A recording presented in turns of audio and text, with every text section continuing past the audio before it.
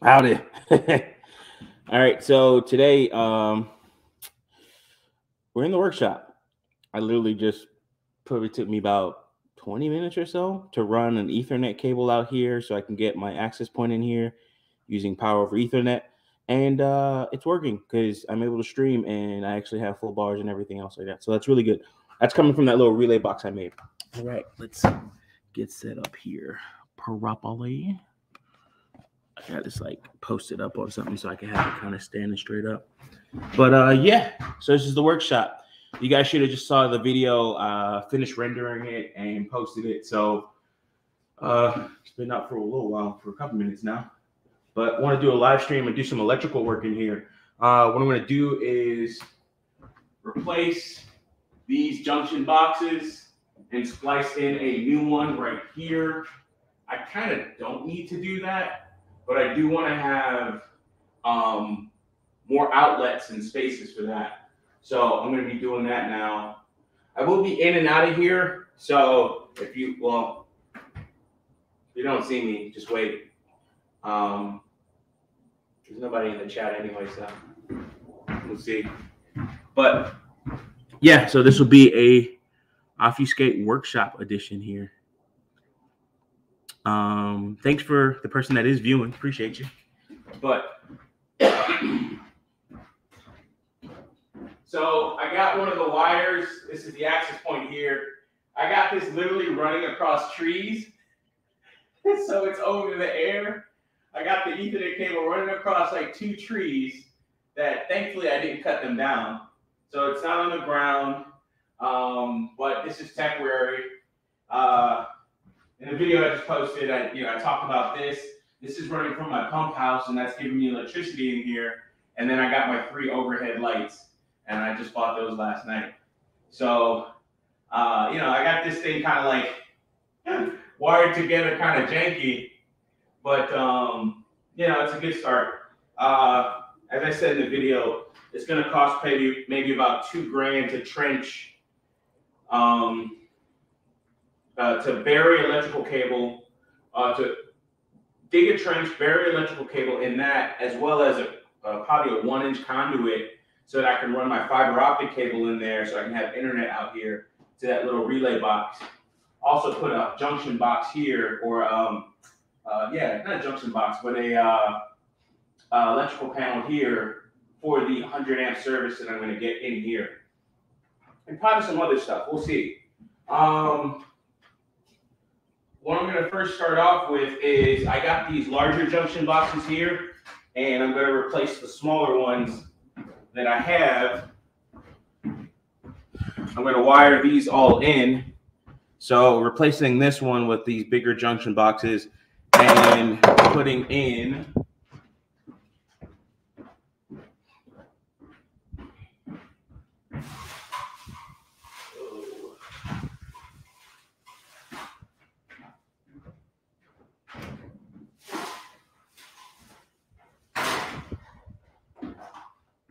I bought a lot of these from Amazon. They're your regular power outlets, for your home use, of course. But, the square, I like that style. Comes with a faceplate.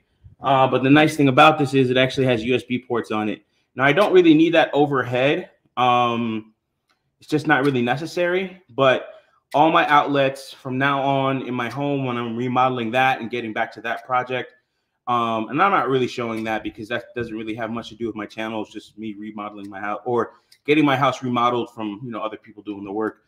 But every outlet will be replaced with one of these. And that means, I can have USB on every outlet in the house, not just one. All I need is a cable of any sort, and it does it. I think this, it says 5 volts, 4.2 amps. And I think that's supposed to, I don't think that's fast charging though, because it doesn't register as fast charging, but it's nice to have. I have one of these that I replaced in my kitchen when I first got here, and I love it. Just having the cable and then just being able to like plug into this, like it's really nice. Got some new tools as well. These wire stripping tools, which should come in handy now. but you place the wires in there. I got, 3 different sizes or 3 different types, and you could do up to 5 cables at one time, I think. And you could strip the wire and twist them together, which is really nice how that works. So kind of shows it right there. So you put it in, and then goes in, strips that, the excess off, and then gives you a nice terminate or a nice end like this that you could put like a wire nut over. So that's really nice, and you don't have to really do that by hand. And you could do this with a drill and some pliers. So I will be using that today. Actually, maybe we'll see. But enough of my stomach. I'm gonna put up the first junction box over there and try to fiddle with it. I don't know exactly what I'm doing, but there's no power hooked up to this. In previous videos, you see that like literally I have the they pre-ran this electrical here, and anyways, that's explained in my other video. But essentially, I just put a little plug on the 3 wires that they pre-ran that's supposed to go to an electrical box once I put one in here, or any type of service that I provide to it. And it's just, I could plug it in. So I could plug this whole building in almost like it's an appliance, which is funny to me. All right, so I got to knock these holes out here on this box. And I won't do that too close to the camera or nothing. It's really nice though. This is, I will show y'all. This is, oh, can I? Darn it, I really can't. But behind me is just a nice view. I have my garage door open, so I have a view of the back part of my property here. So that's going to be really nice. And you can really see how this sucker slopes because the building is actually leveled. So I could really see that this thing's going down at a 5, maybe 10-degree angle. Jesus. You just don't really see it, especially when you're standing on it, how much it's sloping until you get on something that is leveled. So that's something. All right. So I got to do a corner like this. See how these holes match up. So like this. So I got to pop out this one here. All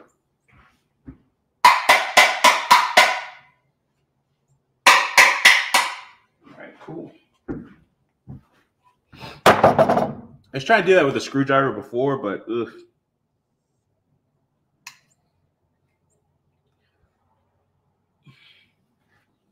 I do need some pliers. I don't even think I have all my tools in here, especially the ones I'm gonna need.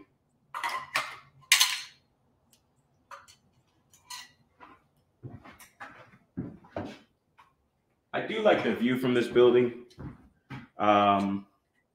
Really nice spot on the property, as well as just in general, everything goes along with it. View of the lake. The windows are brand new, so it's like everything's super clear out of them. So I definitely want to keep up that feel. So I'll be cleaning this every so often. I hope the signal's good with this new wireless access point. This will be the one that will be in here. So I had that already programmed and tied into my Ubiquity access point system or software or my controller. And I will be extending the wireless out to the middle and hopefully towards the backyard.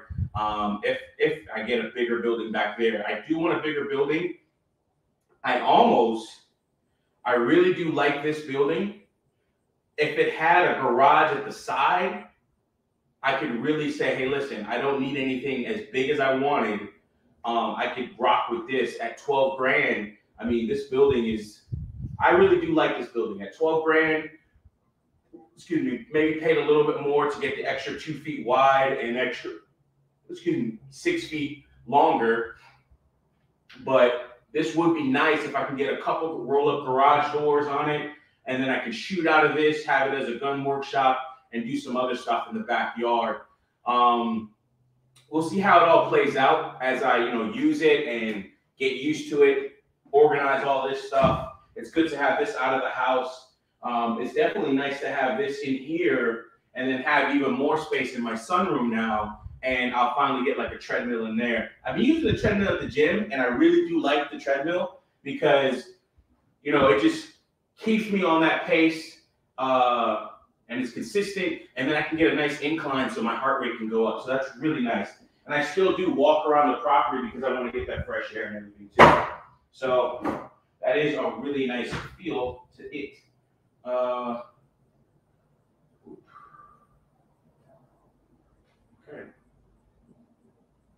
Probably not the whole pump. There we go. That's fine. All right, so I'll drill this box right where the last one was. Sorry for the static angle. I'll be moving close to the camera over time, and I'll just be talking. All right, gotta find stuff I went to the store with last night to get all these different parts. I'll be doing a couple more different splices in there, and I might have 2 outlets here and tie those together, and then have a single outlet in the middle and then 2 outlets at the end. I was thinking about having 2, 2, 2, which would give me 4 total outlets. So 2, give me 4 total actual pluggable plugs. But 2 outlets here, 2 outlets there, 2 outlets, and I think that's overkill. Like, that's just gonna be too much. These lights don't take up much. Also, these lights are daisy chainable, so I don't really even need that, but I like to have them in their own socket. I don't want the wire to run across like that. So I'll have that. I was thinking about separating this space here, starting right about here back would have been the gym area, which would have gave me like ample room to do everything. If anything, I'll bring my miter saw in here and cut the board so I can hang my punching bag and get back into that. I gotta find my gloves, but get my punching bag, put that back up. I might do that today. I do have a stream with Friedman's Journal later on tonight at 7. Talking with that brother about social programming. So that should be a really fun stream. I've never talked to Friedman's Journal one-on-one, heard him on panel. I haven't heard him on panels or anything, but he does always show up to the streams. I appreciate him, just the engagement and the questions that he asks, especially in that last stream that I had with I'm Classic. I'm Classic dropped so much information in terms of his personal crypto investment strategy, and like that stream, we know how it is, especially in the Black community. Streams like that don't always get the views that you would hope for from your people. But BGS said this a long time ago, and I've heard this in other places, but it really hit me when I had emailed him. He said, you know, save who you can, you know? And I take that a step further, and I save, you know, in a sense, save who wants to be saved, in a sense, in terms of people that want to hear the information, people that want to do more, do better, so on and so forth. So not a lot of people watch that stream. Definitely go back and watch it. It wasn't bad by the numbers, really, but you know, some of the other streams that we do, especially in this space, talking about personal problems, relationships, and stuff like that, you know, those get more views because that is just how people think and what they want to hear. So definitely that stream was a good one with our brother I'm Classic, and definitely is a classic in and of itself. Okay. Don't worry, guys. I should not fall through this step stool here. I think it hasn't happened yet, so you know, let me not drink my fucking self.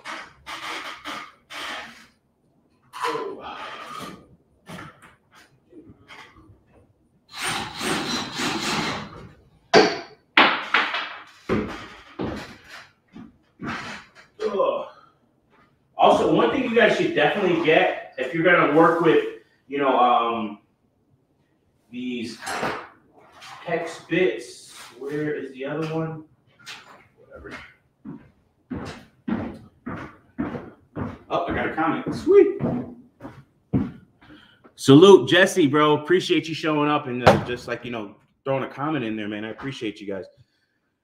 So if you're going to work with like hex bits or ratchet sets and things like that, and you want to use these with a drill, get the adapter. So this is a 3-piece set. This gives me the 4th, 1/2 inch, and 3/8 of an inch, or 4th, 3/8 of an inch, and then the 1/2 inch for the larger bits or the larger hex ratchet bits. So that's really nice to have. And I use that quite a bit when putting together, especially that the rack. Once I saw that I had to use that, and I didn't want to use the wrenches or anything like that they supply with it. It's really good to have a little set like this to where you can put this all together. So it's a really nice thing. All right, back to it. Put my gloves on again. Always want to protect yourself. Getting this stuff done. There's no electricity connected to the wires that I'm working with in the junction box. So that's very important, shutting off the electricity. In this case, it's not connected. So I'm good on that. But as I work on this, I will be connecting it to test, some of my work, things like that. All right, I need to take this down. Good. All right, so that's good. I should be able to run the service back in there, or run the wires back in there. Keep that on. One thing I learned about, getting on step ladders, especially, or just ladders, and you're going into high places, you don't want to do a lot of stuff over your head. You want to be almost eye level with whatever you're working with. That helps with fatigue in your arms. And that helps me quite a bit, when I'm working on this type of stuff. Right now, I'm a little bit lower.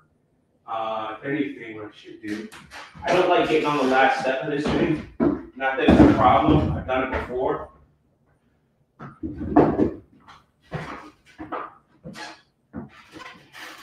Yeah, I don't like to get on the last step of this thing, but because that's a little too high for me or my taste.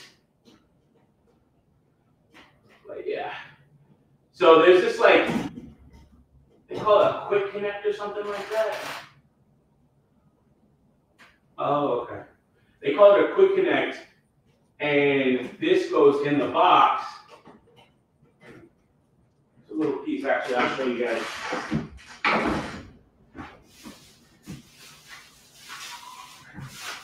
Put over the whole bag of goodies.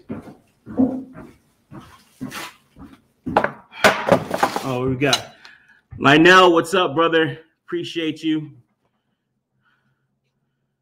What's up, homie? How you doing? I'm doing good, bro. I'm just definitely getting over COVID and speak of the devil.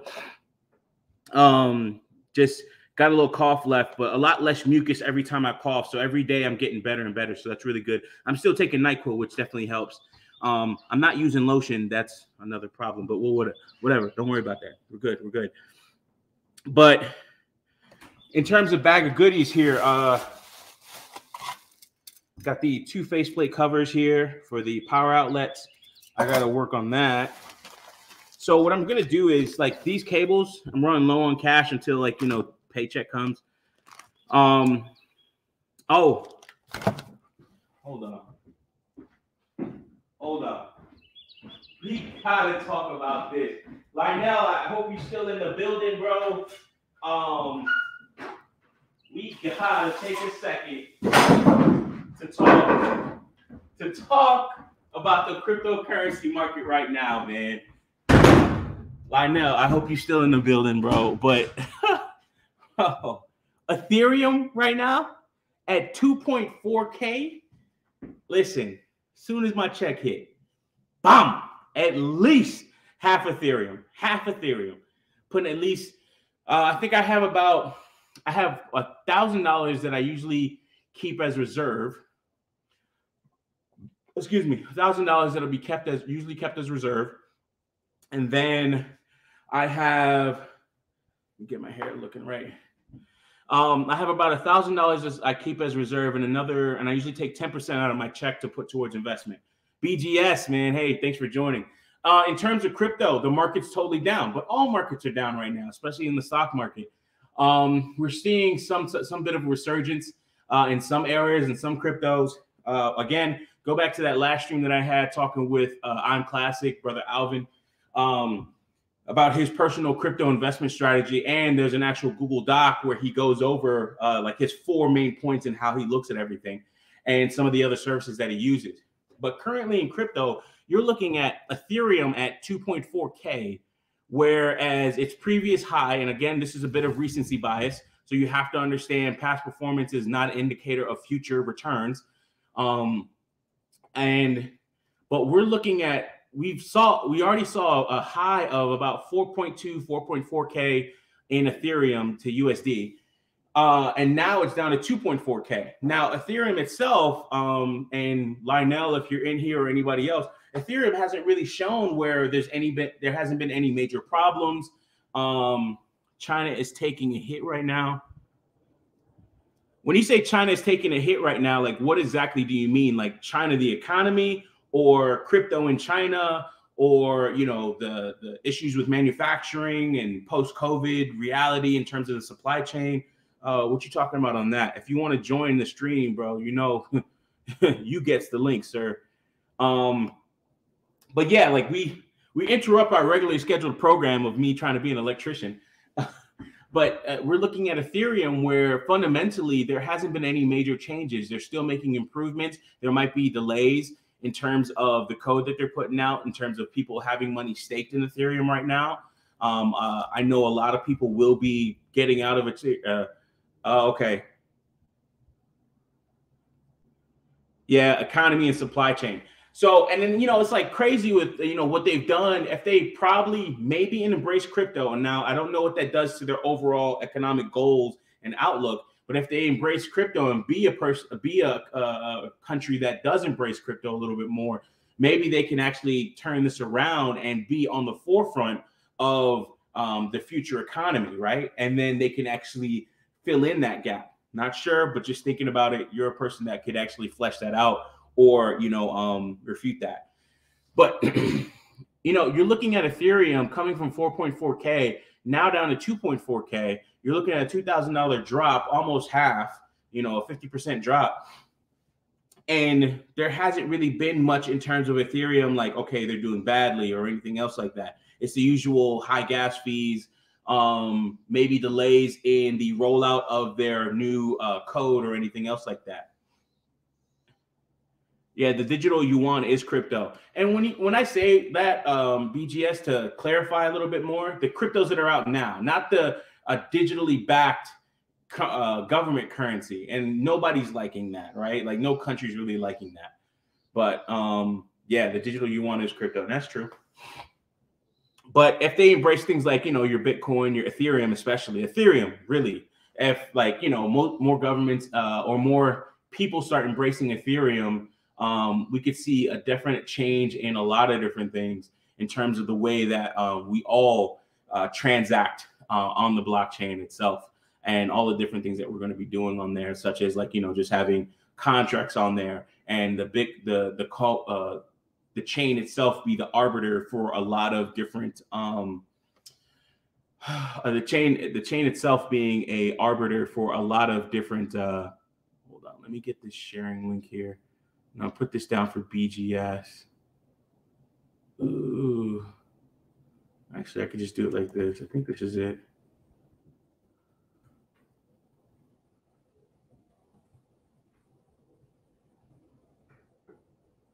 So BGS, if you want to join in, man, that's the link to it. But yeah, so and then Lionel, if you want to join in too, please. I know it's Saturday, so Dollar Will has his stream going on in his Patreon. For those that are a part of his Patreon, Dollar Will has an ongoing Saturday stream that He talks about whatever you want in terms of finances, but you do have to be a part of his Patreon to join that. So with that being said, Ethereum right now, definitely a buy for me. Let me get to the point on that. Ethereum is a definite buy for me. Cardano, definite buy for me. And then after that, you're looking at CRO and Algorand. Algorand maybe a little bit more than CRO. CRO I would only get because it has a larger exchange, and that exchange is also doing a lot of advertising. So they're getting themselves in front of moviegoers, which is where I saw the first Crypto.com commercial. And Crypto.com is an exchange. Their external exchange-based coin is or token is CRO. And I got a little bit of that, and it actually did a little bit of a bump before the entire market dropped. One of the things that we always have to remember is that these things have cycles, right? So one of the cycles that is in most markets is the what's it called cycle? Damn it, the winter cycle. So anytime winter comes around, the winter months, it usually starts a little bit before Thanksgiving and then goes on into the beginning of February. Usually what happens is everyone starts to sell out of their assets. They sell out of their assets because now they're, making sure that they have money for Thanksgiving, for Christmas, for New Year's, and then also closing up their books in terms of what happens for their company. Most people's fiscal year ends at the year's end or is at year's end for most companies, and just keeps it simple because they also have to make sure that they have enough money to pay off the tax man and things like that. So you'll see companies start selling out of assets, or people start selling out of assets during that time, especially if they're business owners. Now, the business owners only make up a small portion, but your business owners are also usually your investors. Let me put my gloves on because these damn my hands are so white, they're starting to freaking reflect the sunlight. This is how I add melanin to my skin. But so when you start to see that cycle and you see that it happens every year, one of the things that you can do is just have money ready. So one of the things that I even did a little bit to a certain extent is to actually have some money ready, meaning that I have money saved up. Let me block this person because that's BS. So I have a little bit of like money saved up or money to the side. So not so much saved up, but just money to the side. This would also be a good time if you're a riskier person like myself. If I timed it a little bit better, as opposed to the last time the cryptocurrency market was down a couple months ago, probably about 4 months ago. That's when I did my YOLO move 2, where I took out the 10 grand as a personal line of credit and then put it into the crypto market. If I put maybe 5 and then waited until now, I could have had like a chance at 2 different bottoms in the market. And I think this bottom is probably lower than that previous bottom. I don't know. I have to look at the charts to make sure.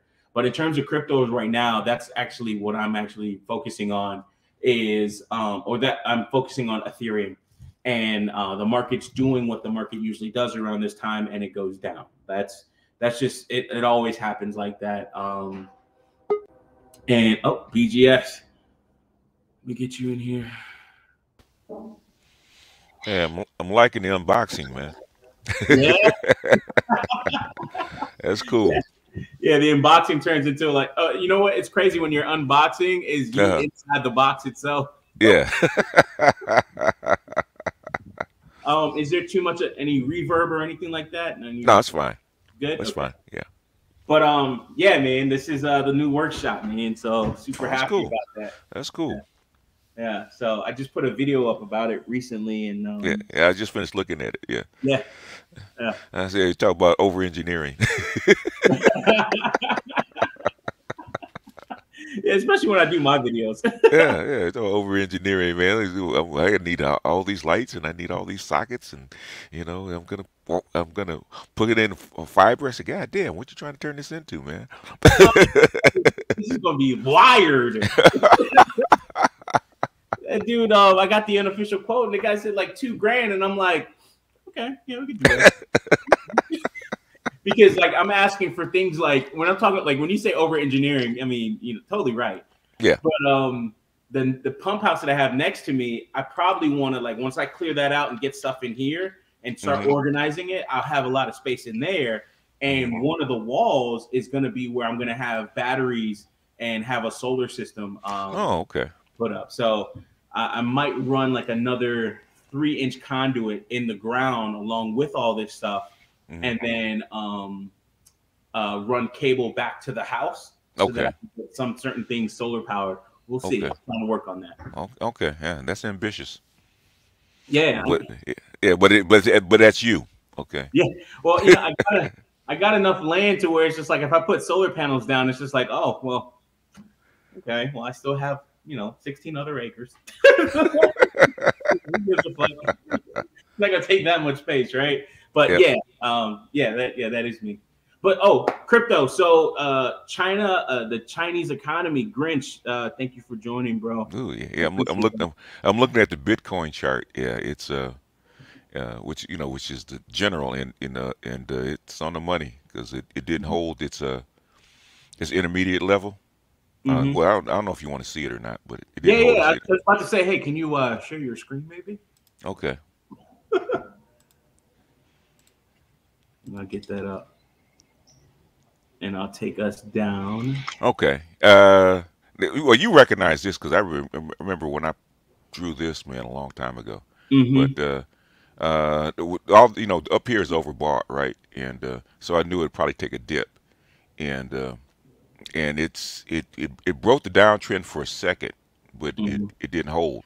So it's actually dipping below the Fibonacci level. So uh, it's almost down to where it was, not during COVID, but Mm-hmm. right after COVID. So What's the time frame on this? You're talking. This is about a. It looks like a month chart, 30 days. this is actually 4 hours. Would you want a day chart or what do you want? No, no. I mean, yeah. If we can go a little bit out, because I was just talking about that $10,000, that YOLO move two that I did, Uh huh. and I think that was probably about 4 months ago now, because that was when I was working my night job. Let Hmm. me look at my site, Um, but go on with what you're talking about. okay. Because the last real buy point, um, the last real buy point was back in, I would say, between Yeah, I say June. May and like July, Yeah, my right YOLO move right two, here. I have the data as 6/24/21, Yeah, and yeah, that was the last bottom where I took that yeah, 10K out and yeah, put it yeah, in the market. yeah. So I was telling people to trade, trade these bounces in here, and then get Mhm. ready for that one. And this move was actually bigger than I thought it would be. So Yeah, that was huge. And yeah. like, it's kind of like if we stay right there and you hover around that July, between July and August, or close Hmm. to August, we Hmm. see that bottom right there, and then we see the a nice bounce, a little bit of a drop, and then like a huge like a surge up in the November area. Now Yeah, that's a because pretty major dip. because I was telling people like the buy area. You see the Uh-huh. blue? I was telling people to buy these dips in here, and then if you could trade it when it got up to this resistance line. So yeah, if people followed it, you got one, two, three, probably five uh, buys. Okay, trading cycles right in there, Hmm. and then that was the last buy. That was July, end of July. Right. So I got in right before that bottom. Right. So I, pat on the back, called it. Yeah, you called it. Yeah. Yeah. Or made a good call, I should say. I wouldn't say called it, Yeah, but you got the last bus. right. And then if we zoom out and then keep zoom out so we can keep this August as well as keep the current bottom in place, Hmm. it's not even as low as that previous bottom.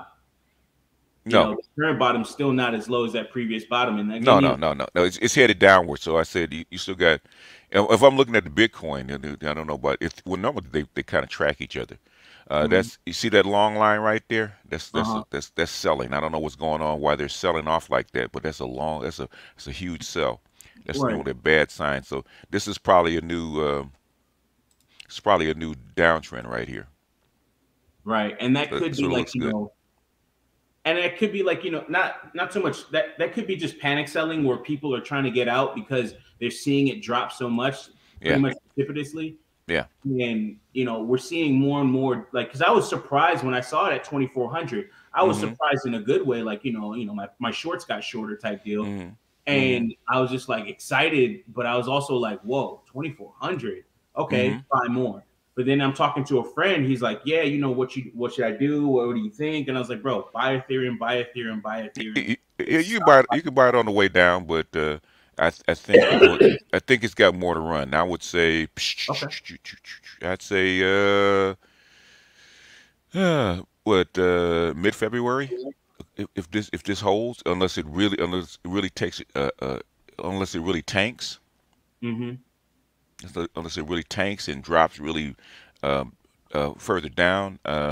So if we kind of apply this to your Ethereum chart, I would say 1900, 2000, 1900, Wow. maybe even 18. All right. So I If mean, if if it hold if it holds, I'm not saying if it holds. They don't and always track 1 to 1, but they're pretty close. yeah, they usually are. I mean, everybody's following Bitcoin. It's the trend leader, the trend Yeah. setter. Hmm. So if I'm listening to this and ingesting this type of information, I'm Hmm. looking at the $1,300 that I should have, this pay week. Yeah. Um, Yeah. It should have dropped lower by then. So you know. right. So I'll take that 1,300 Yeah. and I won't put the whole thing in, right? No, Hmm. just a tip, and maybe probably put half of that or $300-$400 or something like that out of the 1,300, and then watch and monitor from there. Yeah. And that's kind of how I'm thinking. I'm saying this to for those that are listening to the stream. This is kind of how I think when I look at this type of stuff, and then also get new information from people that are way better than me at charting. You take a 1 hour course, you could be better at me than charting, but I don't know about that, but but I know I'm pretty good with pattern recognition, and that's yeah, kind of one of the things I lean heavily. that's all charting is, pattern recognition. That's all it is. But yeah, So yeah, that's like that. the advice that I'm giving other people. Sorry, this is not financial advice, but No, that's what I'm saying to other people when it comes to stuff like that. yeah, that long bar is pretty bearish. You see that dip, and then consolidation. Yeah, that's pretty serious. So, And you're probably going to get a nice little bounce back here, but mhm. maybe. The thing is that looks pretty bad, but I think it's going to go lower. First, one thing I want to address is Grinch said connection problems. I don't know if that's me or you. It could be me, but if you guys, No, you're good on my side, so yeah, it might be him. yeah, if you guys watch the playback, it usually everything gets buffered and saved. So then Hmm. on playback, it's usually a lot better and clear. So you can just fast forward to this part, and you'll see it. One thing that Unreasonable Man said: SEC news about MicroStrategy accounting and the possibility of Russia kicking out miners. Ah, okay, that it could be it. If Russia's Oh, kicking Grid out says it's miners. me. Okay. Yeah, and so when you see panic selling like that, they're paying for the move of Uh-huh. taking their operations out of Jay Bones. Good morning to you, brother. Hmm. Yeah, Um, if that's the case, then yeah, it's gonna go back into the bot, because this is what happened with the last time over here when the China kicked out the miners. right, and Mm. so at that point, and because I thought that was like honestly a little bit too big of a drop, especially coming from 4,400. You Yeah. know, I thought that was a really big drop to come all the way back down. Like that's Mm. to me, that's almost overcorrecting. Um, Mm. Well, you got to remember, this is these are these currencies. Well, if you want to call them currencies, these instruments are pretty volatile. Hey, Jay instrument Bones, what's up? J Bones. Yeah, no, we're doing good, J Bones. This turned from an unboxing to a crypto chat. Like, BGS drift to the the max. Huh? BGS. Hey, listen, man, we take it when we can get it. Fuck it.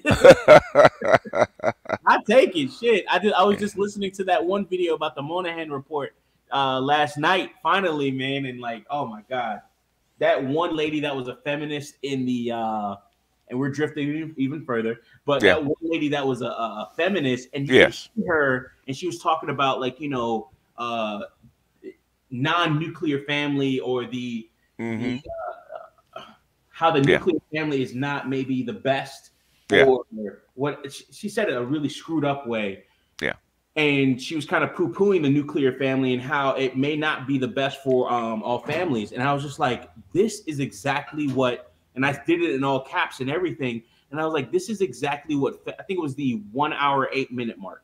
Mm-hmm. And I was like, this is exactly why what we've been saying about feminism and pointing towards feminism Mm-hmm. as a problem in terms of the Black community, especially in Mm-hmm. breaking up the homes. And I was just like, whoa, this is it right here. They're embracing a model that already existed in the black family. Right. Yeah. Yeah. As Yeah. like, Yeah. Yeah. So what they're doing, and basically they're exporting that model all over the world. If you notice. yeah, you could look at the Black family, especially as a test bed for that, Yeah. and even my own family and what we're dealing with. Like, newsflash, Mm-hmm. I got another stream later on tonight with Friedman's Journal, Mm-hmm. talking about social programming. I made that video a couple days ago talking Mm-hmm. about, willingly giving up our right to own, or right to ownership of homes, or property, Mm-hmm. or what have you. Mm-hmm. And it's crazy that my mom is 64, my dad is 69, going on 70. Mm-hmm. And my dad openly says, I'm never going to pay off for the home that he currently lives in. And my Okay. mom now lives with me because, Okay. she it didn't work out with her house. So, like, Okay. so it's like, wow, we're giving up this right to own, and this is the family, that was broken up in divorce. Mm-hmm. And now we're seeing years later, 98 is when they divorced, but we're seeing years later where these same people that Mm-hmm. were, the precursors to the modern women, Mm-hmm. are now living with their children. And then even Mm-hmm. my dad on the other side, because he was kicked out of the home in a sense. Now Mm-hmm. we're looking at Dollar Will. Thank you for joining, man. I appreciate you. If you look up, there's a link to the stream. Actually, I'll put that in. Dollar Will, if you want to join, it would be an honor. And I know you have your stream. Definitely join Dollar Will's Patreon to get that. Anyways, but my point is, now we're seeing where those women that gave up their marriage and the husbands that were kicked out, they're Mm-hmm. both on the other side of it, and they still have no ownership, or they still Right. have nothing that they could actually call their own, and they're still Mm-hmm. paying. And they're at the age of retirement, and they Mm-hmm. still have 10, 15, 20 years on a mortgage. Yeah. Yeah. Rents. Yeah. In fact, they had said that, man, back in the during the financial crisis, man, 2008, 2009, actually stretching the mortgages out to like lifetime instead of a 20 to 30-year mortgage. They're talking about 40 to 50. In other words, you'll never pay it off. Yep. And that's crazy. And that was the what I was talking about, where we were quote unquote robbed, but literally we were Mm-hmm. programmed to willingly give this away so we could Mm-hmm. rent a nicer apartment in the middle of the city at a Mm-hmm. high value that's Mm-hmm. well over our means. And then you start looking at, well, classically speaking, two people, it would be the income of two people. So now you have Mm-hmm. the income of one person struggling to get by to have a nice place. Mm-hmm. And we're giving up ownership in so many ways, and it's just like, wow, we are so programmed in a sense to do this, where this makes sense. This, in our minds, this really makes sense to do this. Yeah. Yeah. Well, sometimes it's the only way you can actually afford to live. Yeah, right. Well, yes and no, right? Like, Mm-hmm. the yes part is, uh you can't always move to a rural area like myself and work from home. Right. But the no part is, you could possibly find a job that can do that. But it's like, finding that job and then getting out of the mindset of like, okay, I need to be 20 minutes away from my job or something like that. So that's the yes and no part of it. I totally understand why people stay close to their jobs and stay in these high cost of living areas. It makes sense. But Yeah. Yeah. if you can get out, try. Yeah. Yeah. The thing is, do you want to for some for some people, do you want to own a house and trade in 4 hours of your life commuting every day? Right. And also when you look at families doing that, a couple doing that. I remember reading somewhere where the quote unquote trade off for the man was, hey, listen, we're going to move further out of the city. We're going to have more time. We're going to have more bang for our buck out there. But Hmm. what's going to have to happen is you're going to have to do more housework. You're expected to do more housework. Talking to his wife, Hmm. and I'll make the commute and make that sacrifice, but you're also going to have to make your sacrifice. Yeah. Like if I come home, I don't want to touch shit, type shit, or Yeah. type thing. Yeah, and that back in the day, because L.A. went through that in like the '90s. There was a lot of divorces behind that because the guy was never home, and when he Yeah, was home, he was irritated.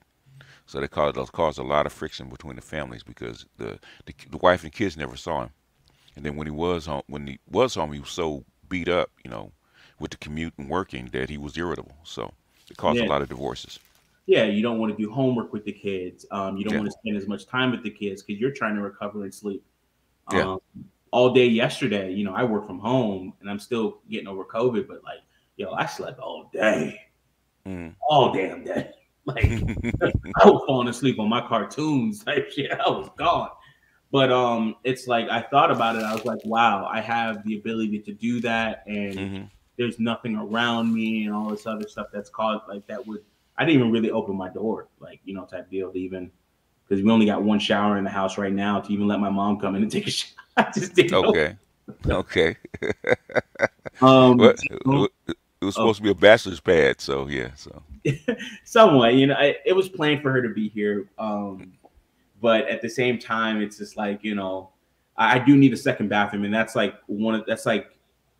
phase 2 or 3 in my plan. Jay Bone says, hate to say it, but the pandemic has saved me from working from home. I hated driving to Manhattan every day. Working from home is excellent. Most def. And you hmm. get so much more time back because of that too, because it's like um now you're looking at all the time savings that you or the time that you're saving, and now you're like, okay, now I can cook more. Hmm. I can maybe even help out cooking with your wife or something like that, or your significant other. And it's like now also it's a level of there's a level of trauma that comes with traffic. Hmm. Traffic is trauma. It's very traumatic, very traumatic. Dollar Will says we got to get out of the metropolis. The stress of the grind is killing us. Take your skill virtual or remote if you can. Most definitely. Yeah, yeah. I think there's some people are dropping their six-figure jobs to go remote. Yeah, yeah, most definitely. Yeah, yeah. And the thing is, like, you're dropping your six-figure job, or you're taking maybe a $20,000 pay cut. Well, with that $20,000 pay cut, you can get 2 internet services, always be up, and then also with you still being up, or always being like having redundant internet connections. Now you don't need a car, you don't need the insurance that goes with it, so on and so forth. So you could save a lot more in the long term, and Hmm. also you're paying for some of your own time freedom back. So now you're at home. Maybe you could run a little at-home business where you're doing calls in between your meetings. Yeah, yeah, that happens. I think a lot of guys are doing that. They're actually Yeah, having two or three businesses at the same yeah. time. Dollar Will, I'm sure his crew, a lot of people are trading and stuff like that. Dollar Will, the thing about stress is we normalize it. You often don't know you are stressed until you step away, and that's so damn true. Until you like, it kind of hits you usually, just out of nowhere. It just hits you one day, and you're like, whoa, like that my day would be totally different. I wouldn't even be eating breakfast because I'd be running to Starbucks or Hmm. some other BS. But yeah, more BGS drifting on that one. Yeah, it's a real thing. Yeah, definitely a real thing. Yeah, like, and then you start reading comments and stuff like that. But yeah, like in terms of economy and uh, what's next, what are your thoughts, and how is crypto fitting into it, or does it? Well, crypto, like any other currency, is going to react to whatever the economy is, uh, and the thing is that there's two things going on. Number one, the credit card is running low, um, so the money's kind of running out, and but you still got leftover inflation, you still got leftover supply chain issues, and what's really happening is that a lot of your boomers and some of your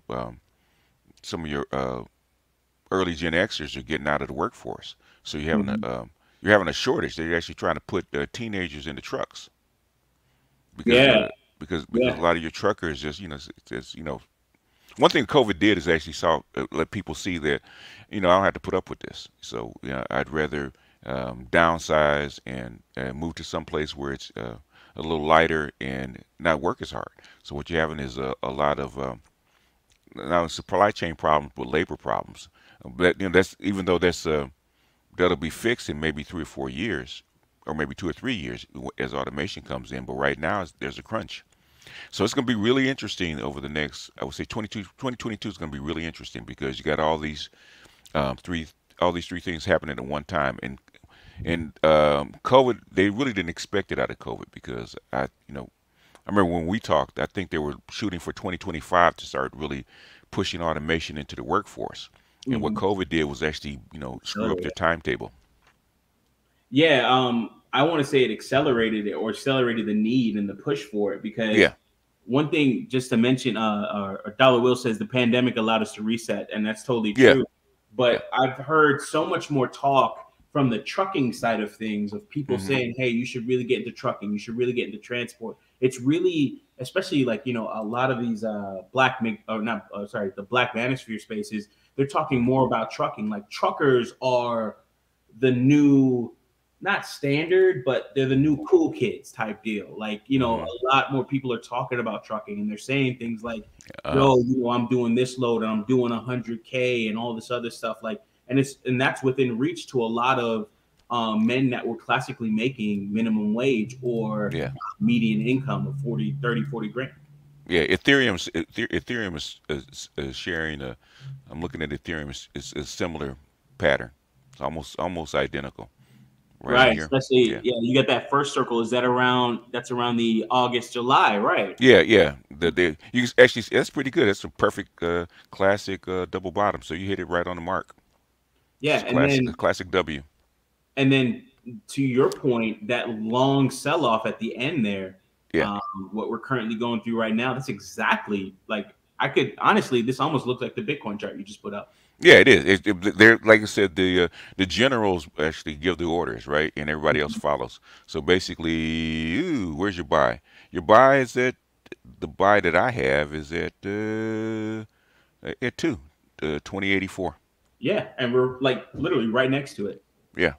So like I So mean, I was looking at 2400, but yeah, and or that's what it's currently at, and it's a buy for me now. But you're yeah. saying it's possible like it's going lower. Yeah, yeah, you got to. It's a gray zone right there. This is a neutral zone right there, but it looks like it'll be a good buy right at right in here, 2084. Because this almost it might head down to the previous lows right there. Could be. Yeah, if it hits down to that low, what is that low there? That August, July That's low. 17 Whoa, 45. Yeah, heavy. 17. Yeah. Hey. Oh, Oh wait, hey, you can't have an orgasm on camera, man. oh You man. can't no you can't have an orgasm Mm. on film, man. Good thing I'm not standing up. You Heavy. got Hey. you got to play the swings, man. Got to play the Ah. swings. Because I haven't looked at the chart, but I know it should be pretty similar. Mhm. And basically, but the thing is, one thing I like about this man is that this chart was drawn a long time ago. Look at how it breaks right at the Fibonacci levels. Look how it Mhm. breaks. And this is one of your charts that you drew a while back. You like Oh when it. yeah, I don't I haven't even looked at this chart in I would say months, maybe even yeah, it's got to be months because this I made the circle right here back in Well, June, July. Yeah. one, that's a testament to you, but that's also a testament to the level of intellect that we do have in this space. I don't know if you watched that last stream, and I want to keep plugging it because it was such Hmm. a major and good stream. Brothers like Lion of MGTOW was in it, or Hmm. in the chat, Freeman's Journal, and Hmm. I think a couple other brothers were like, they were like, bro, keep this up. Don't take this shit down. Don't play around with me. Don Calypso was like, bro, I'm saving this shit. because it went over four main points of I'm Classic's strategy, and he went into it and went deep, like it was a fucking nerd fest. Okay. The level of stuff that we were talking about, but like again, this is just a props to people like yourself and the people in this space of what we're doing and what we're talking about and the stuff and like the level in which we're and the level of detail in which we're talking about this. And you look back like BGS is like I haven't looked at this chart in for forever. And Hmm. then next thing you know, it's like, wow, you made this circle back when, and like this is how it looked. Yeah. I love that. Yeah. I Yeah. have to talk about that. That's why I circled it because I said, okay, that's a buy point. I said that back in July. I said it's good. I said I was expecting a double bottom, and you're getting hammered. Okay. Yeah, Uh, I'm original man. I'm getting hammered, but I take it in stride. Got to approach crypto the same way I approach women, with detachment and yeah. or yeah, attachment. The word we usually in the space to sum it up is indifference, but also just pattern recognition. You know, you look Hmm. at it and it's like I've seen this before. He's like, "Are Hmm. you new here?" Like you just look at the person. Oh, you're new here. Okay, okay. The manosphere is over. Oh, okay. It must be Tuesday. Like, that's how I, you look at it. It's just like, oh, crypto is down at the end of the year and the beginning of the next year. Oh, sounds like yeah, what's your like what's your Susie, stomach? you got to remember it's for trading. Okay, you can invest if you want to, but the thing is that I save cryptos for trading. Mm. That's my belief. That's and that's a dollar will belief too. Hmm. And dollar will says we are due for a crypto rise. The truth will be known if we go to a new high or not. This is a challenging time for the dollar as well. Yeah, Keep your eyes on the relationship between the two. yeah, And dollar will talks about that very often in terms of looking at the dollar death spiral as he calls it, and his theory and his research on that on his channel. yeah. Yeah, it's been ever since the Nixon. Yeah, it's been hanging on by its fingernails. Hmm. So, but the thing is that they so far they haven't found a way to get off the dollar. That's the problem with that's the whole thing with the digital yuan and stuff like that. Um, Can't get they're off trying to that find. drug, baby. Yeah, they can't. Yeah, they got to take Yeah, that hit. But take another hit. with if China with COVID is causing China problems, so I don't think they can get off it anytime soon. So it's going to be a minute. So now, this makes me think, and I just had this thought in my mind. Let's try and flesh it out, or tell me where I'm wrong. And you're good at that.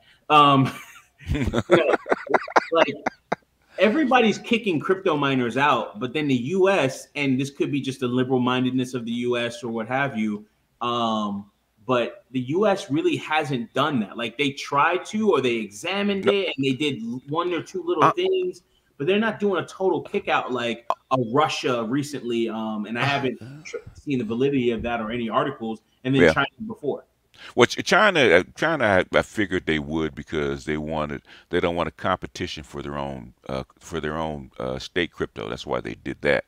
I'm Hmm. not surprised U.S. picked them up because they moved them to places where U.S. has a lot of waste natural gas that can be generated into energy. So it makes sense we can't do anything else with it instead of it going up into the atmosphere.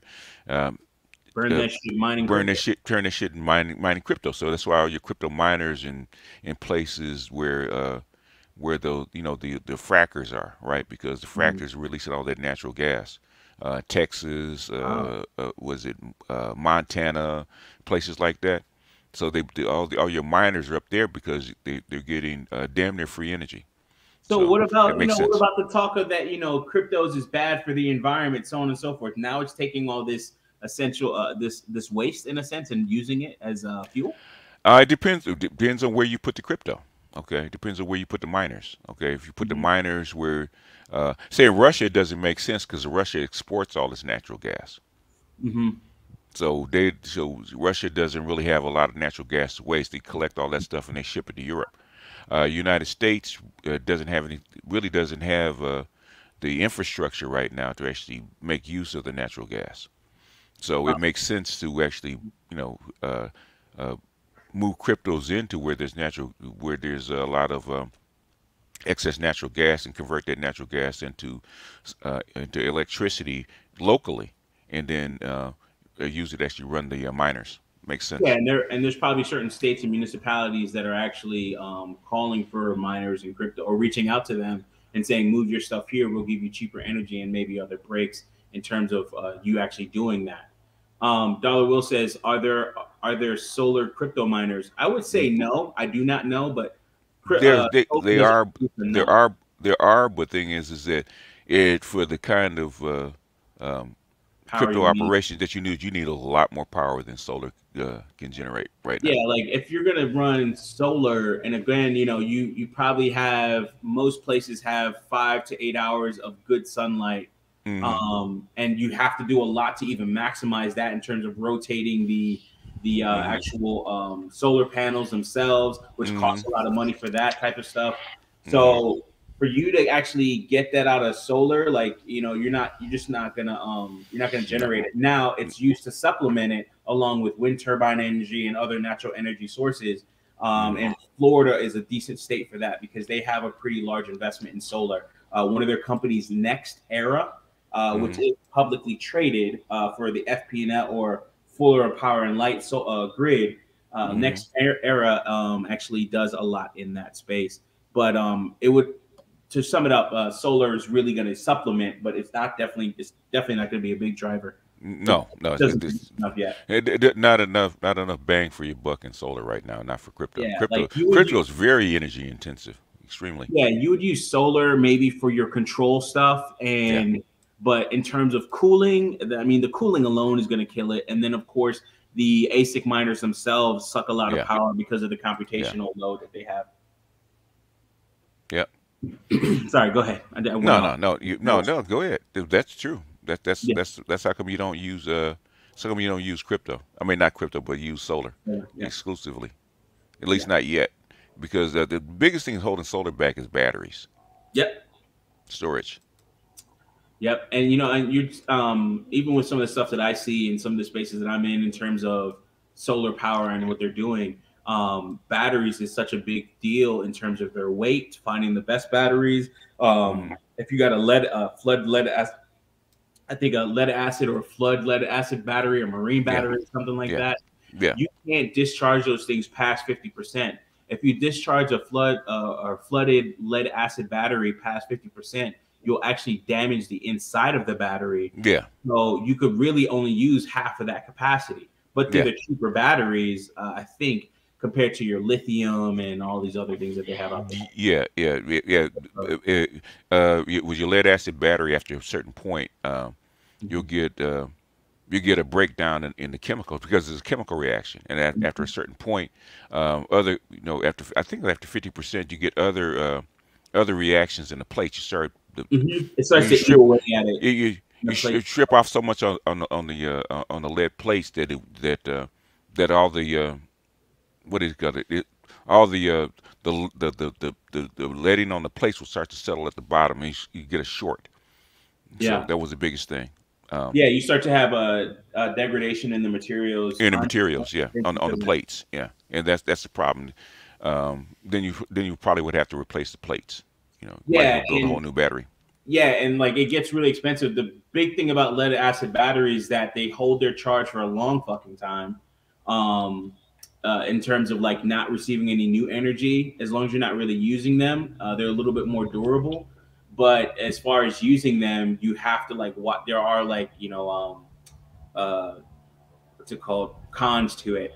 Now, if Hmm. you get some of these other batteries, they have like the lithium phosphate iron batteries or something like that. Hmm. Those are some of the newer batteries that are starting to take over, and you could buy entire whole solar kits with the solar panels, wiring, the solar charge controller or MPPT solar charge controller. Don't get a PWM. It's better just to get the MPPT. It gives you a little bit more efficiency in terms of your charging, and then also the batteries themselves. You can get a whole kit also with an actual Hmm. a junction box where you can connect all the panels and everything. You can get Hmm. that for about 3 grand and have a nice setup that you could put on top of a van or maybe a small water pump or something like that. Pensive says nuclear. Then nuclear is very freaking expensive, and then of course nuclear waste that comes along with it. So Yeah. for you to do nuclear, that's going to be government level. Nuclear, yes, most definitely, but that comes with, you're not going to have a Oh, whole bunch of nuclear sites popping up because people don't no. want that shit in their backyard. Yeah, nuclear has risk, a whole lot of risk and problems going along with it. And you could look at FPNL or Florida Power and Light, and you can see what Mm-hmm. they do with nuclear as well. Mm-hmm. And they have a pretty big like Turkey Point in Florida is what they call it. Mm-hmm. I forgot that. I think Turkey Point is in Fort Lauderdale, and there's a couple of probably one or two others in South Florida. Mm-hmm. So one last one before we go on. Oil Wave 1 will complete soon. After a pullback, oil should snake its way above $147 again, a $47 high. Don't miss the chance to buy the next oil dip that confirms the year 2020 low. So that's just that again, that goes back to, what we talk about in this space and the Mm-hmm. intellect in this space. Like Dollar Will just gave y'all a stock tip, a signal. Like, Dollar Will gets paid for this. Like, respect what we do in this space, plain and simple. Dollar Will, thank you for that. And also, like, if Dollar Will, this would be an awesome stream, and I'm sure you've done it in your Saturday Patreon streams, talking about what happened with oil and talking about terms like contango and I think fordation, I think is another term. I could be wrong about that. Mm-hmm. But in terms of the oil space and what actually happened with the oil surplus that was happening. What was that like? What time? 2020. That was 2020. 2020. Or surplus. Yeah. Oh, it's Yeah. 2020. Damn, I thought that Yeah. was 2021. No, no. When the surplus happened, 2020. Remember when China shut down for like 3 months, Yeah, and then and like and, and and and then the United States right after that, and oil dropped to negative. right, backwardation. I said Yeah. forward. Yeah. Backwardation. Yeah. Yeah. Which Um. is which was never been which has never really been seen before. Right. But that was, you know. That would be a fire video, a Dollar Will, if you haven't done it already. But talking about that and then how Mhm. that, your forward look, because how low was that? I think like those Minus 35. yeah, minus 35, and now you're looking at 147, a possible $147 high coming into Yeah, yeah. That it'd be interesting because I'm trying to remember his name. Economist says at right around $147, $150 a barrel, the economies around the world start to shut down. wow. That's what the last time it happened, it got up to 147. All the economies around the world just started shutting down. They couldn't do, They can afford it. they couldn't afford it. Yeah, but Yeah. that was 2000. That was 2007, 2008. And the reason that it went so high in the first place is because China had all the cranes out. They were taking all the diesel fuel because they were Building. actually they're actually building because there was a Belt and Chinese road. no Chinese Olympics. No, before Oh, building the road. okay. Chinese, remember the Chinese Olympics 2008? Mm-hmm. They were putting up buildings, putting in roads, and all kind of stuff. I mean, they had so many cranes between I think it was 2005 and 2008 was ridiculous. That's how much it surged, right? Mm-hmm. And just before the Olympics went off, everything crashed. Because I was wondering, they said because diesel is not supposed to be higher than your refined fuels, right? But diesel was like running like 20 to 30 cents higher. I said, okay, this doesn't make sense.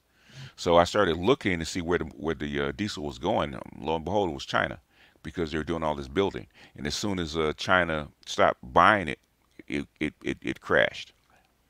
Yeah, it's crazy to and Hmm. when I said Belt and Road, I was thinking it was more recent than anything. So thanks for the correction on that. But it's crazy when you look at some of these things that are happening around Hmm. you and how you could almost play it, like how does that work for Hmm. your strategy moving forward? How Hmm. do you take that historical information, Hmm. again, watching that video that you had, the hour and a half long interview about the gentleman talking about the Moynihan report and everything Hmm. that happened afterward.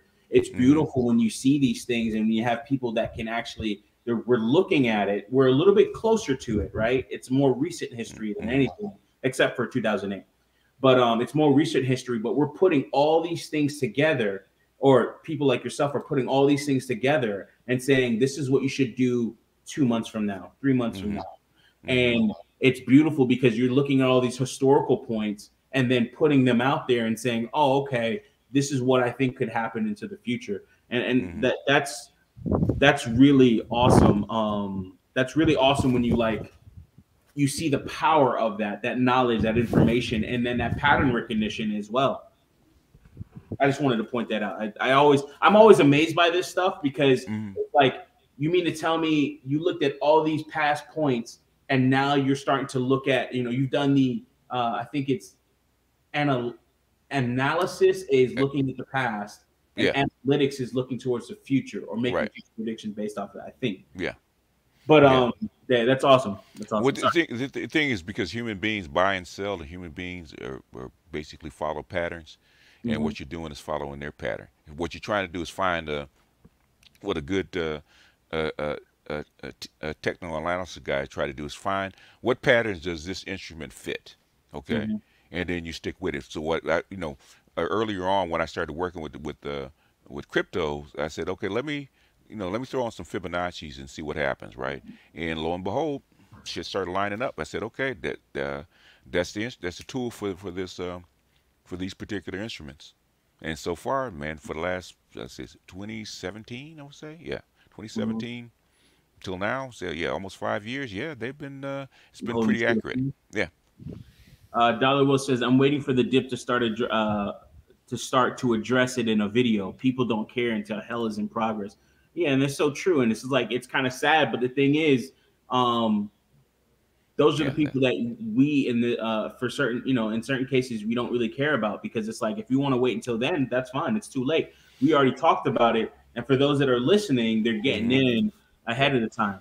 Yeah. And then, I see what Dollar Will's looking at because he's Elliott wave, right? So mhm. one, two, and this is wave three. So if Let me address this comment, and we can look at it a little bit mm, deeper.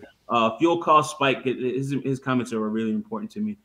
Fuel mm, cost spiked transportation fees and broke the retail model. The cost couldn't be factored. Few would or could afford it, and that's mm, true.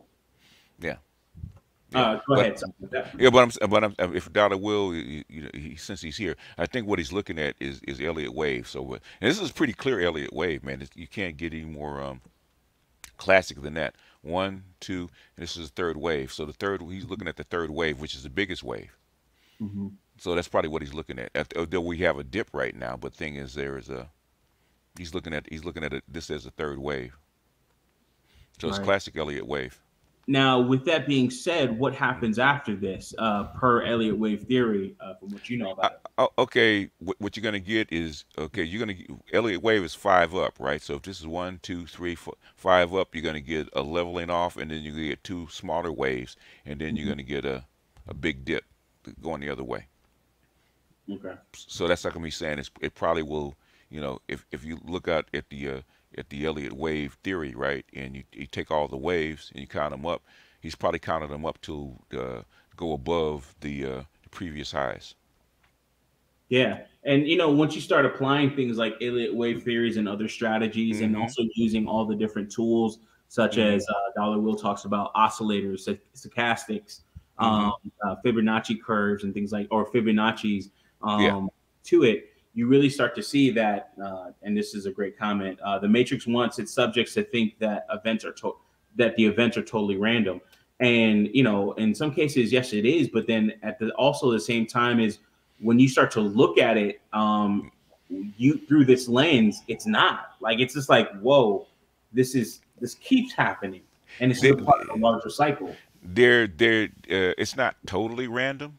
Uh, so it's them trying to it's them trying to control chaos. What it is control chaos. Okay, they Right. can't control everything, but they're constantly trying to adapt to whatever the environment is. I can tell you, man, COVID threw them for a complete loop. That was never supposed to happen. Hmm. That was never supposed to happen. Right. Yeah, and that's kind of like, oh, Dollar says the computer froze. Um, Dollar Will, if you can, man, the link to the stream is in there. I got a little bit more in terms of battery life on this laptop, and BGS has we're deep into BGS drift here. Um, my stream has been hijacked. I was supposed to do electrical work. Okay. Not that I'm Hey, the but hey, don't let me stop you. yeah, yeah. I'm the victim here, but I'm gonna still stay right here and listen. But no, but yeah, if you can, but it's hard to get people disengaged long enough to see the patterns. Yeah, and that's kind of the big thing is like, people have short-term memory when it comes to this type of stuff. Like for Mm-hmm. me, I learned from 2017, and when Hmm. people start to talk about these dips and everything like that, they're like, "Oh my God, Bitcoin's dropping. What are you gonna do?" Blah blah blah. And I was like, "Remember, Bitcoin went to 20 grand, then it hit three all-time highs this year alone into the 60s, and now it's Mm-hmm. down to 40." So if I go back to even 2017, which is Hmm. what, 5 years ago now, or getting to 5 years Yeah, ago, getting to 5 years. Yeah. yeah, like you're looking at 4 going on to 5 years past. It reached an all-time high of what, 20 grand back then was its Yeah. highest. Yeah. So it's just like, yo, what are y'all talking about? Oh, I totally forgot about that. Yeah, I know, because you was face first into some bitch's pussy or some shit, and now you remember that. You remember that bitch's name, but you won't even remember what Bitcoin was back in 2017. So I mean, but that shows you, and I say it like that because I'm vulgar, but I also say it like that because it shows what people look at as important and what they. Thanks for the invite. I'm enjoying the dialogue. Yeah, what people see as important and what people really look at as important and priority in their life, Yeah. which is crazy, But you can't save everybody. But yeah. So in terms of especially like in terms of something like that, the social programming. Dollar Will says, "Let's schedule a talk another time. Maybe Lionel and a few others will join." You know what, Dollar Will? Maybe you can open up one of your Saturday chats for the peasants out there that can't afford the Patreon. No, that would definitely be cool, bro, and I definitely would join that one, for sure. And then we can chop it up there and everything else like that. And even on your channel, or like do it on your channel if anything. And that's a good way, of course, advertising your services and your Patreon that I always talk about because there is great value in that. Yeah, Um, he's here. Yeah, he's here. Go ahead and drop your link to your Patreon. For people that might not be, uh, that might not know about it. yeah, please, please, that's definitely a good idea. Um, Now, with that, and probably one of the last questions here is Mm-hmm. one of the last questions for the next 5 hours. Is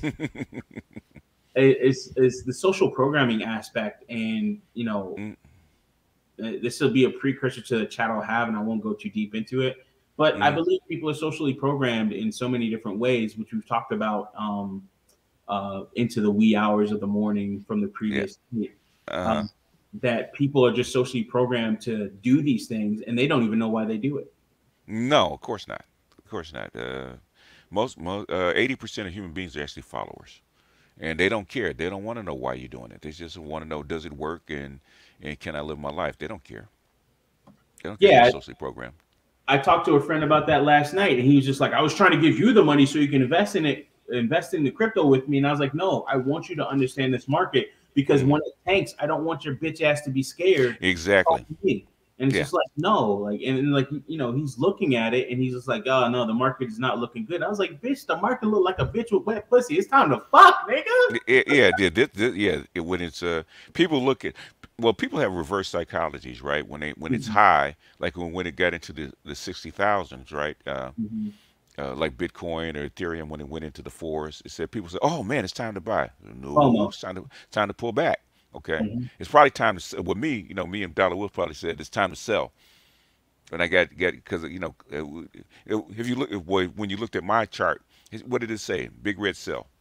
Overbought.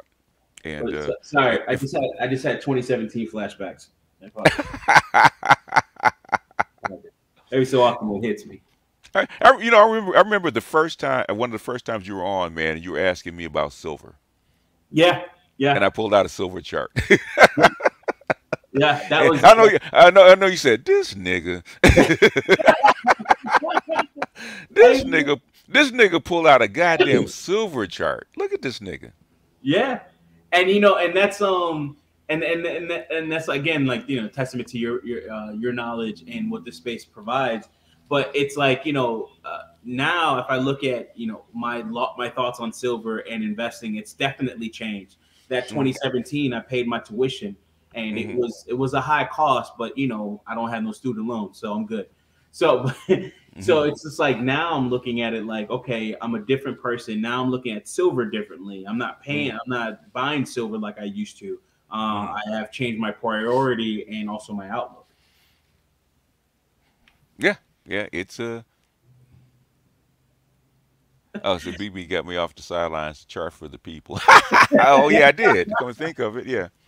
Oh, yeah, but you can't, man. You can't be a chart guy, man, and see a chart and not start charting. It's like it's in your blood. Well, and you talk about the sidelines. Nah, Dollar Will went from public. Now he in private school. Now he don't want to come back to the public school and teach the little brown the little black and brown kids and shit anymore. And it's like, he out there with the. I'm just playing. I'm not even gonna go that far. Yeah. Oh, actually, no. I can make this part. It's like he's out there with the tragic mulattoes that got money and shit. But yeah, and this is important. Yes, don't let people set you up for blame. Teach them first. Yeah. And I think that's more important than anything because the one of the bigger things that I preach a lot is teaching people so that they can teach their kids. And that's like the biggest thing for me because it's like, yo, I don't want you to just learn. I want you to teach your kids so they can when they get the money that you leave for them, they Hmm. know what the fuck to do with it. Yeah. So yeah, I Yeah. mean that's like an important thing for me in terms of just reprogramming people, especially. Yeah. That's tough. Changing people's worldview is tough. I've tried for many years, and sometimes it works, sometimes it doesn't. But the thing is, if people are willing to change, you give them an Mhm. opportunity. Um, Sometimes you got to scare the shit out of them. Yeah, yeah, you really do. And I was listening to Hammerhand. I think is yeah Hammerhand. He's a Hmm. MGTOW brother, and Hmm. he actually did a excuse me a video on our past elder or our elder that passed away. Hmm. What's it called? Prevention. No, not Vention. He did Oh, it on Tom, YouTube too, but he did it on damn it, how can I forget this guy's name, man? David Carroll. David That's what I was Carroll. thinking. Okay. I Okay. was trying. I wanted to say Dollar Will, but I know it's already D. David Carroll. Damn, it's crazy Mm, how that. I mm, feel bad about that. But he did it on David Carroll, and we talk about putting it in people's laps and putting it in people's faces. mm, And that's kind of like you have to shock them. It's like mm. shock therapy is what he was doing to a lot of people in terms of reprogramming them and making them think differently.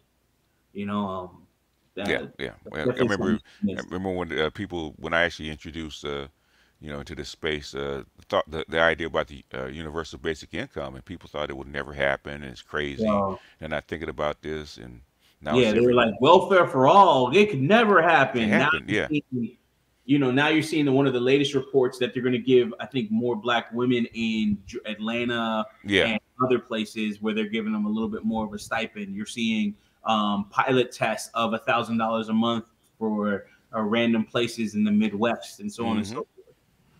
Yeah. COVID's kind of accelerated everything. Hmm. Yeah, and it's kind of the crazy part is just like wow, maybe this person isn't crazy. Maybe this person knows what they're talking about, and the beauty of that is that's another form of shock therapy. It might be a pill in that case or an injection, a Mm-hmm. little bit less, traumatic in a sense. But it's also showing people like, whoa, there's people they actually have their pulse on this thing and they know what's going on, and Hmm. I really don't know what's happening Yeah. around me. Yeah, yeah. The thing is that because I learned this with my other think tank, man. In the in the aughts, as we call it right now. Okay, Hmm. that if I release something, or we release something like maybe 18 months ahead of time, Hmm. people will poo-poo it, right? But thing is, they're aware of it. So when it does pop up, they notice it. So they Yeah, notice immediately. I say, "Oh, I saw this someplace. I need to pay attention to it, the so they can COVID actually take vaccine. action when it pops up." It's almost like a COVID vaccine, but for your mental COVID vaccine. Yeah, it is. It's almost like a vaccine. Yeah, it So really. so Yeah, so a lot of people a lot of people in the black manosphere, okay, when UBI pops up or something like that pops up, they're not shocked. Said, okay, yeah, we know what's going on. yeah. Like I've been telling people. I forgot the one of your doctors, not the woman, but the other gentleman that comes on, and I think he's Dr. Dunbar. Dr. Dunbar has his own show, right? Yeah. No, the other gentleman that he's a medical doctor, and he talked about how they said in back rooms or back meetings in the hospital, if you have the flu and you have COVID, they're Hmm. sending your ass home. Oh yeah, yeah, yeah, yeah, Like, yeah. and I tell people that shit, and then you hear like little, oh, they can't do that. I can't believe, they told, my son Hmm. had COVID and he's not vaccinated, and then they pretty much sent him home to die. Hmm. And I was just Hmm. like, nigga, this shit's happening. Yeah. And that was right before when I heard that. That was before that stream. And then when I heard him say it in the stream, I was like, yo, that's what that was.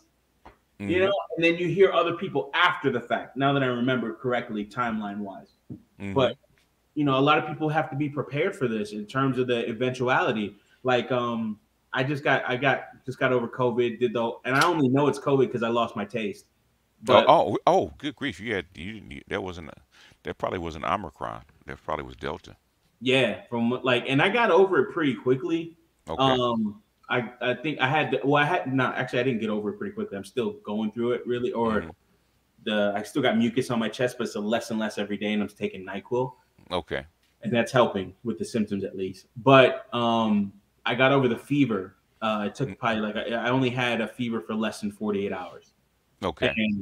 and with that, the only reason I knew it was COVID is because of the loss of taste. So my Yeah. point is that I didn't get tested. People were like, "Oh, are you going to get tested?" I was like, "For what? They're going to tell me to go back home?"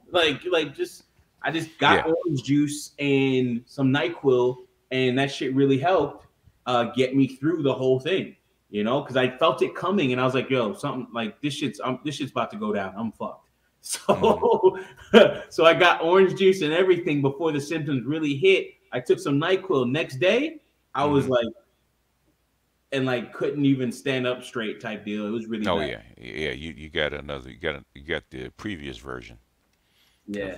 of COVID. I don't think that was Omicron. Omicron is diarrhea and headaches Mhm. and some congestion, but it's not as no loss of taste, at least not that I've heard. Yeah, what's crazy? For me, Hmm. I've said this before in other streams, that Hmm. I get sick once a year. I call it the Odin sleep. Like Hmm. once a year, I get sick for like 2 weeks, and I'm like fucked up. Rest of the year, I'm good, no problem. And it's always because of the winter. But what sets it off a lot of times is I'll take Nyquil to try and get Hmm. ahead of it, and Hmm. whatever's in Nyquil will fuck me up so much, but it forces it to kind of come out, and my immune system to really Hmm. start to activate Hmm. and then get it out of my system, and then I go from there. Hmm. But like I see that Nyquil actually is the catalyst, and it was a catalyst again this time. And I don't know if it's like maybe they had Delta or I had Delta and it was just lingering and sitting there. And Hmm. then when I took Nyquil, it was a catalyst to make it quote unquote worse. Yeah, yeah. For me at least. Sounds it sounds like Delta. Right. And I probably had it for weeks beforehand because I was, noticing sniffles and stuff like that, but I was still able to move. Hmm. But when I took that Nyquil, man, that really caused it to fever to start happening. So my Okay. immune system was like, all right, time to go to work. Yeah. But yeah, BGS man, good talk. Thank you so much for this. What's it called? I'm gonna finish up this electrical stuff. I got Okay. just for everybody else, I got the stream later on today with Friedman's Journal. BGS, if you could join that, that's around 7 p.m. Eastern if you want. Um, and we're going to be talking about social programming. So Okay. look at what we just talked about a second ago. Oh yeah, it's a deep, very deep subject, man, about social programming, especially through the school system. Hmm. And I think the reins have kind of gotten loosened with COVID Hmm.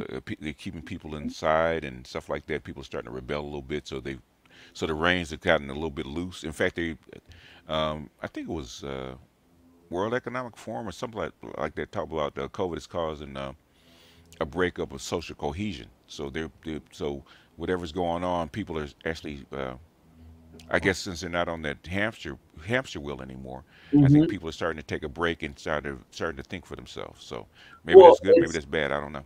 it's the subtraction of distraction, Right. and I'll you can use it if you want to. I know that was a good one, BGS. I Yeah, know, this is a good one. Yeah, no, no, go ahead. Yeah, yeah. but Put it on a T-shirt. yeah, it's the subtraction of distraction. Now people aren't as distracted, and now they're Hmm. starting to think, why was I drive? Why am I driving this nice car that's just sitting in my garage now? Hmm. Like, why did I go to Starbucks every day if I can make this coffee and it tastes just as good and I can buy Starbucks? Or why was I going to the grocery store for that one thing that was halfway across town? Maybe Right. I can make it now. Like now I know how to make oxtail and I know how to make curry goat. For years I just never really did it, but then I was just like, now, and again, it's my change in environment, Yeah. but now I'm cooking more and stuff too.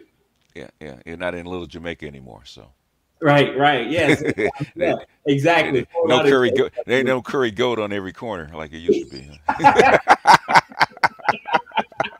you're fucking right. You actually fucking right. Because I was just talking to somebody about making beef patties. I was like, I should Oh, figure out how to make that. Yeah. yeah, well, yeah, yeah. It's called YouTube, brother. Yeah, yeah, most definitely. How to make the flaky crust.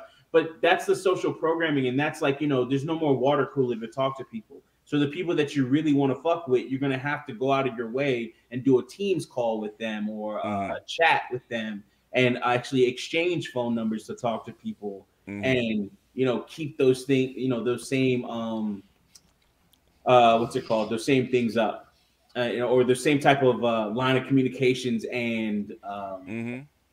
exchanges up. I mean, well, we've got so many things. You got Zoom. You got, even StreamYards, man. StreamYards, Mhm. just don't, just email the link and just don't broadcast, don't record it. Just, you know, same thing.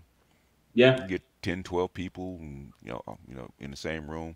It's, damn near for free. So, yeah, and that's a part of the social programming that a lot of people.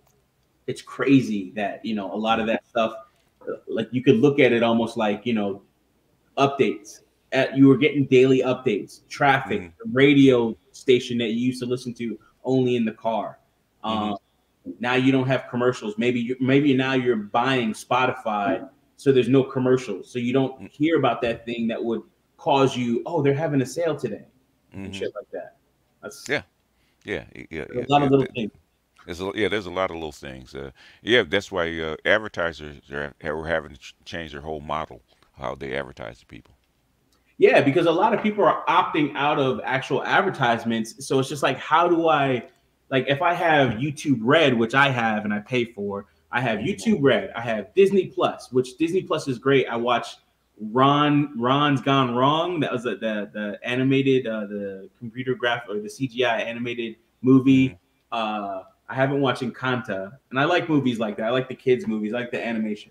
Um, and I watched Shang Chi and all this other stuff, and it's just like Hmm. Cut the movie cord, theater. cut the cord, huh? Yeah, like, and I've been on that for a while, but now I'm getting like the more premium services like a Hmm. Disney Plus, which is more premium to me than let's say a Sling, which is your TV and stuff. Hmm. But you're getting the ones where you're talking about, um, wow, the nameless protagonist is on my channel and my Oh, yeah, oh, yeah. He actually did a pretty good live, man, a few days mhm. ago. Bro, nameless protagonist has like a fucking way of words where you listen to him, it's just like, Yeah, yes, Indeed, like you start to use different words. Like, it's not vernacular. It's just like indubitably, my brethren, this is up.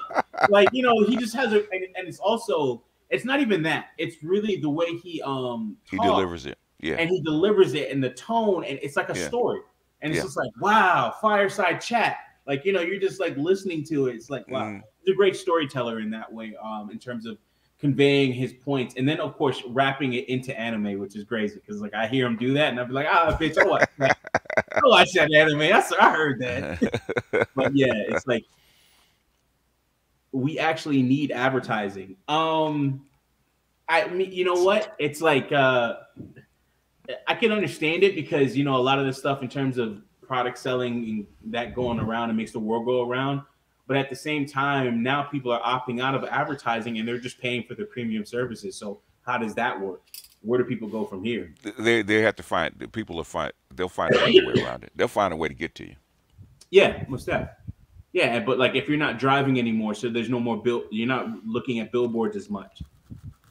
Yeah, Um, the thing is, I was talking to Ram a couple of days ago. Ram Wills a couple of days ago. And they talk about how empty the malls actually are, and I said, yeah, that's it. They were already dying, but you can actually mhm. see the acceleration under COVID.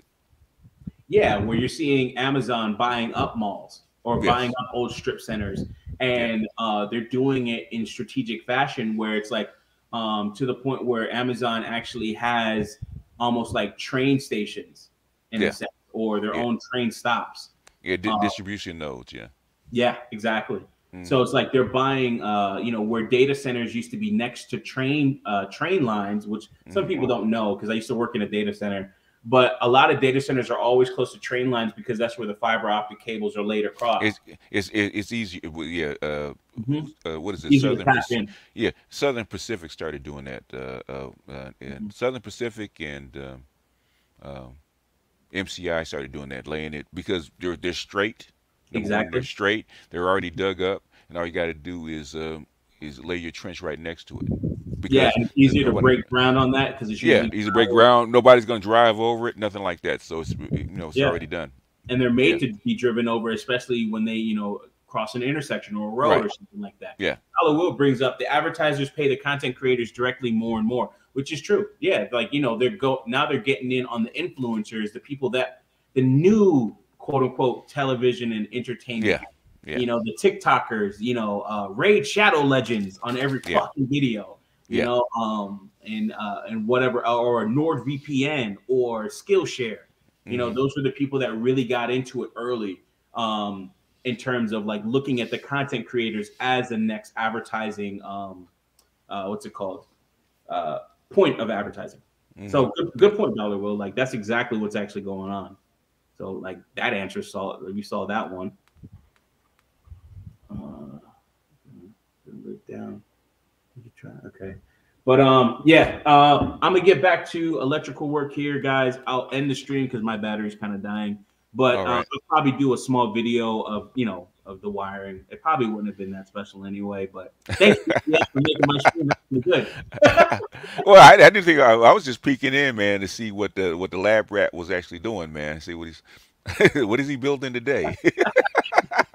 Listen, I'm not a lab rat. I'm a lab bear. Thank you. Oh, yeah, that's true.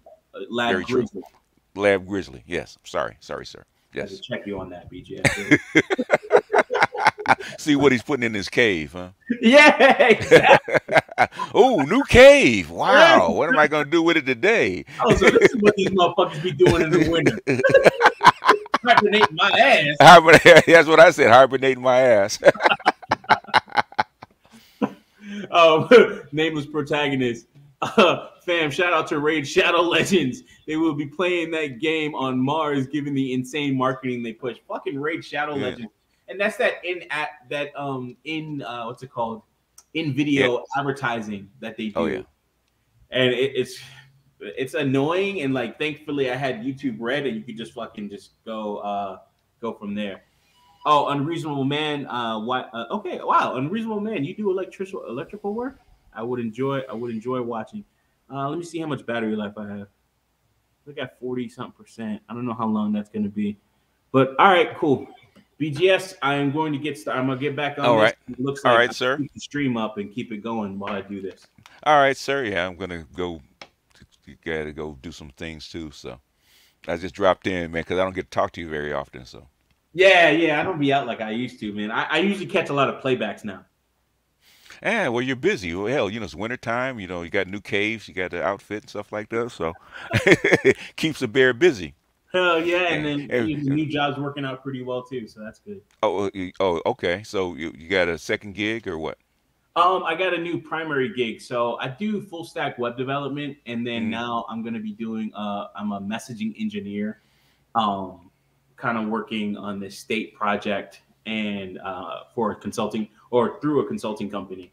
So okay. they hired me on, and that's really good. So 6 figures from one job is great. Oh yeah, sure. Well, Um, 6 figures from any job is great. Even if right. even if it's two or three, 6 figures is 6 figures. Yeah. Usually I got to fucking cobble shit together between a business and that Uh, business. and no strip joints in sight. So. I think that's how like it was.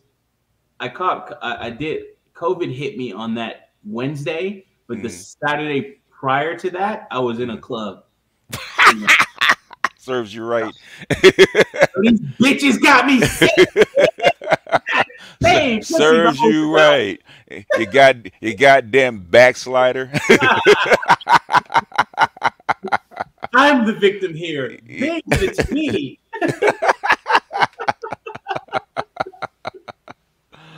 Oh my god. But yeah, we keep this up. And then Pensive says, if it's suppressing your symptoms, it might be suppressing your immune system too, which would prolong or perhaps intensify your sickness. Oh shit. Okay. All right. If it is, but the thing is, COVID is pretty intense. You can tell whether you're getting over it or not. So, Yeah. and the thing is, what you want to do with COVID is keep the lungs clear.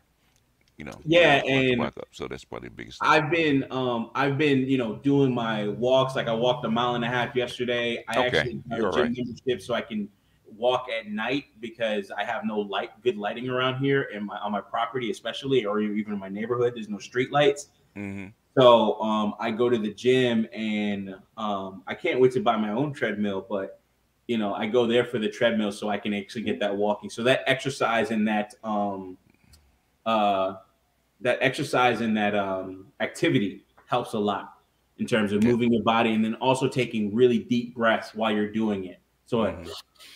Yeah. fill up your lungs, expand them, and then contract them and stuff like that. And what you'll start to see is that once you start getting over COVID and you got that mucus on your chest, Mm-hmm. walking more and doing more in terms of your walking Yeah. or doing more better breathing actually helps release a lot of that off your chest. So you're going to cough Yeah. it up a little bit more. Yeah. Yeah. That's what you have to do. Yeah, so that's definitely one of those things where I talk to people about, or I talk to my friends about it, and they were like, "Yeah, man, it's good that you walk and everything and Mm-hmm. exercise." And I was like, "Oh, okay, I never really thought about that." So then I started to look into it more and started doing those little changes. It definitely Yeah. helps. Yeah. Get active after COVID. Definitely Yeah. helps. Yeah. You have to keep if your thing is to keep the lungs clear and keep the blood moving because it'll coagulate. So if you can keep Yeah. everything moving and keep everything open, COVID it won't do as much damage. Yeah. Yeah. And if you did a lot of stuff beforehand too, if you're like even a healthy person, um, Mm-hmm. well, not when it first came out, because motherfucking gym rats were like looking like they lived sedentary lifestyles with the way COVID was hitting everybody. Mm-hmm. But now we're starting to see where, you could do one or two things where you can actually lessen the blow of COVID. Yeah. You're going to get hit, but you can lessen the blow at least. Yeah. Everybody should get it. They just wanted to slow it down so it didn't overwhelm the hospitals. Yeah, and definitely, that's definitely a good thing. Is like if you can get in the gym and do that, or just actually get outside so you can get that fresh air too. You Yeah. know, you know. But all right, this is All right. by the last time, BGS. I swear. All right. Back to work. I'm clicking off. So peace out. Thank you as always, man. Love you, man. All right, cool. So, all right, back to electrical work. So why an unreasonable man says, let's get back to work here. So I'll be using these wire stripping tools. I got this. This one is really good. Wire twisting tool. So what's really nice about this is, if you can see it, damn it, there we go. Yeah, okay, there you go. You see that right at the very top right here, how that twists the wire. So that's like 2 or 3 wires all together. It strips it and twists it into one nice like pillar there, if you will, and then you could just put your wiring nut over that. And that's a really good thing to do. Yeah, that was a really good talk, man. Like, we really just started with the crypto and what I thought about Ethereum, and then it really started to get into some other stuff too. And that's a precursor to the chat that I'll have with Friedman's Journal later on tonight about social programming. And that was based off of a video that I did a while back, where it was like, we're willingly giving up our right to own. A lot of people, a lot of times, that we don't even understand the level of programming that is applied to us, and we don't even see that we're giving up our right to own, say, a home, right to own outright a car. We're always leasing. We're always making payments. We're not taking care of our vehicles. We always want to rent a place, or we always want to, we don't want to have anything. We want to live a more liberal, free lifestyle where we're not even, we don't have anything of our own, which is kind of crazy. So that's going to be a good talk. Anyways, back to wiring.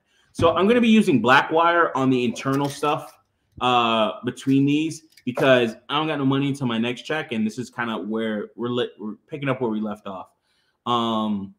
Nameless protagonist, I certainly concur with that. And most definitely, a lot of people don't understand what they're giving up by saying, I want to lease this fine ride, or I want to extend my payments for a vehicle that really viably only has maybe a 10-year lifespan, but I'm going to do a 7-year payment. I'm not going to do your standard 5. And your standard 5 is only standard because it used to be 3, So manufacturer consent, like, so I concur with that. And manufacturer consent in mass, like, we're just saying, hey, we're giving away our future what's it called, our future earning potential to creditors. And listen, totally guilty of this right here. I make payments on this sucker, but what I'm trying to do is pay this sucker off in 1 year. I'm not trying to extend this for I think it's like 5 years they have me that I can pay for this, or less than that. I forgot what it is. I got to look at but like, the payments are like $110 a month on a 12 grand, fine, what's it called? 12 grand loan. And I'm like, no, we're trying to pay this shit off in a year. Like, we're going to do the extra payments. I want it now, and I don't want to sell my assets, but that's a part of, quote unquote, pimping out your credit, as I like to say, getting your, yeah, exactly, Dollar Will, volunteer slavery, getting your credit up to a certain amount. Like, for instance, the other day I made a payment. I paid off 2 credit cards. I have the money in assets and so on and so forth. And my credit, I jumped 50 points. So I jumped from I went from 630 to 650. And then after I did that payment, boom, shot up back into the 700s. So it's like, when you got, when you're a man of means, master of the universe, a Henry, or, high value man, a lot of these things you can actually, you could dictate how you look financially, right? And that's an important thing. That's what we talk about when it comes to finances. That's what we talk about when it comes to doing what's necessary to put yourself in a better position. So, I believe in pimping your credit, meaning using your credit to your advantage and taking out loans, if anything, and using those loans for a business, using those loans for an investment, and taking out loans from your 401k. But when you're doing that, do it with discipline. Do it with an actual plan in mind. Do it for something that is going to be beneficial for you over the long term, and not short term happiness. We're looking at long term gains. In the words of our brother Lionel, Crypto with Lionel, Square Life is square life, long life, you know, living that square life to where you can actually have a long, prosperous future. Living a life to where you own your home at 60 years old, you know, you're not still paying for it or have 10 to 15 years once you reach retirement. To think that you have 10 to 20 to 10, 15 to 20 years to still pay off your home. No, we're not fucking with that. We're not doing that. We're trying to find ways around that. So I'm using this wire, and I'm going to use colored electrical tape to denote what we're going to do with the wire. Why? Because this 50-foot strand of 12 gauge solid thin wire is $22 a pop. Your boy ain't got it. I'm not doing it for all the different colors. It's still copper at the end of the day. The coating is just different. You can use colored electrical tape to, you know, say, okay, this is red, a green, usually like your power, like your, I think your neutral or something like that. If it's black, it's black. But I'll just use it for the white, the red, and the green for ground. So yeah, Mr. Carbon Master, man. Hey, listen, man, go back into the playback. Peace chat. Like, you know, thank you for that. But go back to the playback. Had a great conversation with BGS. And really, it was you know, not even a hijack. I willingly, you know, I said, like, BGS, come and teach us and talk. Let's talk a little bit more about it. One of the things that's pretty cool too is this little piece here. I don't even know if I can. There we go. These things here, they go into the junction box, and this is just how you use your braided. This is regular cable, your regular 12 gauge cable that would go into your Romex or anything else like that. I'm not going to be using, this will be within a junction box, by the way. So this is not going to be ran over the air or anything like that. I have our braided cables. I don't have a piece with me because these cables are pretty expensive, but they come in a nice metal sheath. I forgot what they call them. I actually have it on my phone.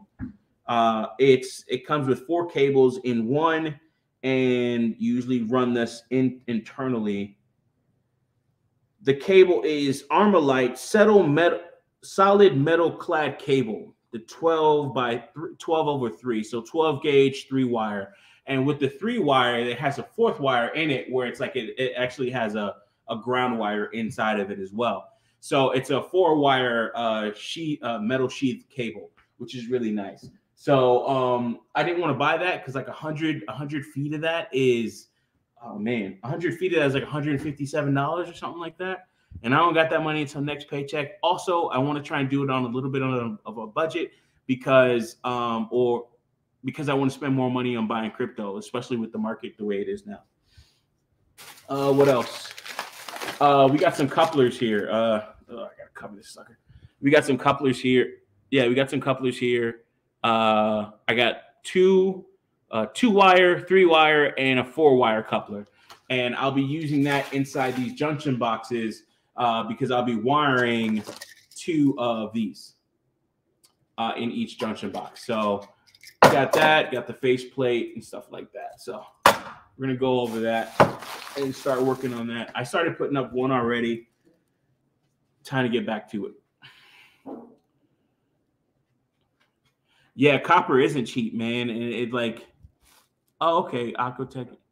Yeah, so in terms of the Romex, I won't be using Romex here or yet or anything like that. I'll probably use the sheath cable or the metal sheath cable. I like the way it looks, and also in terms of I like to have that extra protection if anything hits it or anything like that or crimps it.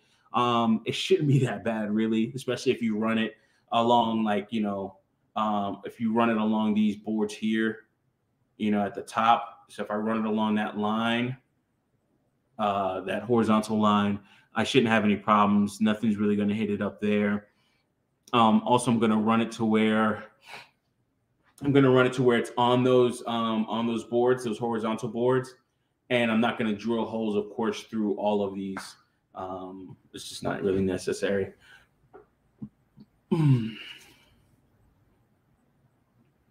Mr. Carbon Master, I'm glad Manosphere Black Men sharing gems with others That's what our manosphere community is about, bros. And yeah, that's definitely true, man. Like we want to keep that type of stuff up. We want to keep this conversation going, and we want to have conversations about things that are, beneficial to our spirit, beneficial to our well-being, overall. Everybody always worries about Absalom. Everybody always worries about, female spirit, and or sorry, not everybody, but women always talk about the female spirit. What about the male spirit? What does absolutely, yeah, absolutely. I read Absalom. Everybody, we talk so much about the female spirit and what that does, but what's happening to our spirit? What are we doing to ourselves, so on and so forth?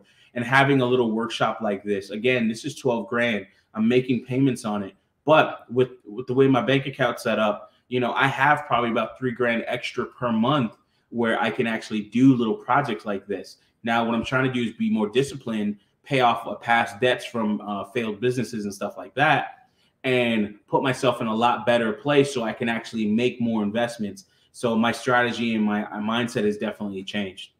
Let's get back to work. I will be watching the chat, but I will be also all the way over there. So I'll try my best. Oh, man. Where do we get started? I got a couple more hours before I do this stream with Freeman's Journal. So one of the things I was saying last time is talking about when you're working with electrical, it would be good if I brought my ladder in here, but I'm lazy and I don't want to do that. That could be my famous last words before I fall off this fucking ladder. Before I fall off this fucking step stool, but hopefully it isn't. But I'm like 340 something pounds. So wish me luck. But I've had this step ladder for a while, ever since I got in this house, and it hasn't caused me any problems. This electrical here, that's behind me, or this wire here, is disconnected. There is no power running into this building or into this wire here, except for this cable that's coming from my pump house, which is right next to this building. I did post a video about moving this in and getting it onto the property and me buying it. So check that video out. I posted it right before I did this stream. So using the quick connects, I think is what they call them, and put it into this electrical box. Okay, there we go. So now I got the wire into this larger junction box. I think this junction box is a 2 1/8 inch junction box, and I wanted something a little bit deeper or a little bit more space. Damn, I'm out here. I wanted it with a little bit more space so I can fit about 2 power outlets in here with all the wiring that I'm going to need for those power outlets. I'll probably be back over there in a second, putting those power outlets into the faceplate and then wiring those. Damn it. My hair keeps getting stuck on this thing. So let's run this in here. And this is the metal sheath cable. You can't really see it, but you'll see it on the other video. This is the metal sheet cable that I was talking about, and I have pictures of how it was ran before.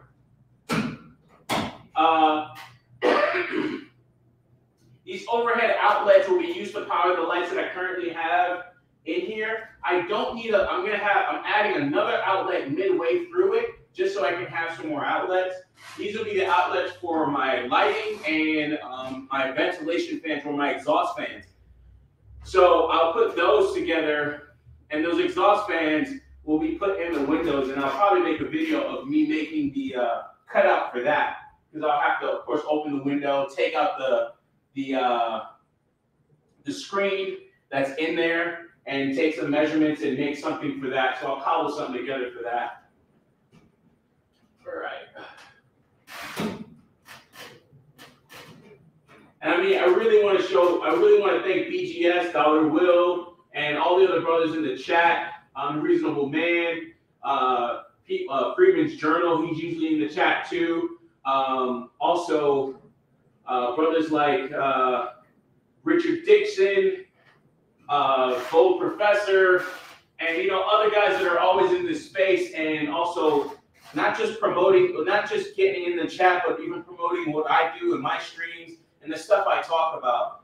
I don't always talk about relationships and the usual stuff that plagues us as often as others do. But you know, sometimes I have my rants, sometimes I have my videos, and I try to do it from more of a male emotional standpoint, mindset standpoint, financial standpoint, where we're talking about these things and we're talking about ways to progress and enrich our minds and change the way we look at things. All right, so that looks pretty secure there. Let me just tighten this up a little bit more. You also don't want to over tighten some of these things. I know it feels nice to, no pun intended, but vulgar all the same. I know it feels nice to get, you know, have something that's tight. You know, I know it feels nice to have that, but at the same time, you don't want to over tighten these things because you can actually damage the cables themselves.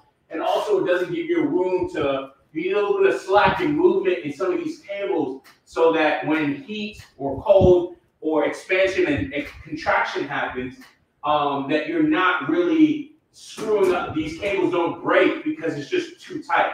So you want some slackness, you want some movement in the cable, because then that actually prolongs the life of the cable itself. I might have to go in the house and get another power outlet, because I only have one, and I want two for here. All right, let's see what we got here. Freeman's Journal, man. Yeah, we'll be talking. What is this, a grow house? No, it's not a grow house. It'll be my workshop for the Obfuscate streams moving forward. Once I get it set up properly. But for the autonomous mowing project, so I can do a little bit more testing. I also want to put up some more cameras in here and set up OBS and the actual streaming computer in here so that I can get different scenes and move around and have different cameras. So we'll have a whole nice setup. Also, I'll have a little gym in the back for myself, for my weights and stuff like that. I wanted to, what's it called? Section it off, but I don't think I will be. Actual herbs, thyme, sage, and basil. Yeah, you know, actually it would be really good for a greenhouse for some stuff like that, you know, having a greenhouse for that. You can actually build those, or sorry, you can actually get greenhouses. This is a sit-down section of this stuff anyways, because I had that tight, I had to tighten that. But I'll probably, let me share my screen here. I'm going to do it here in a second. Let me just find it. The place where I got this from is Keen's Building, Keen's Buildings. And they have quite a few in terms of what you can get. All storage sheds, other storage buildings. Oh man, come on.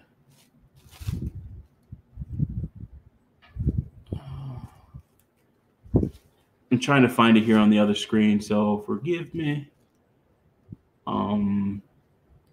Storage sheds, read more.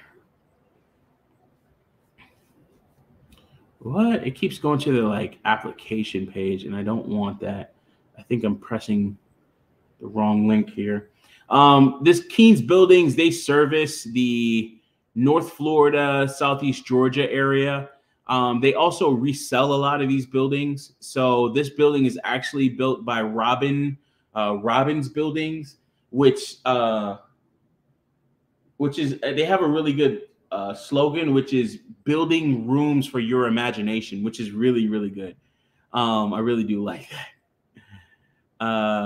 My potential garage gym is full of marble flooring and tools. This is motivation.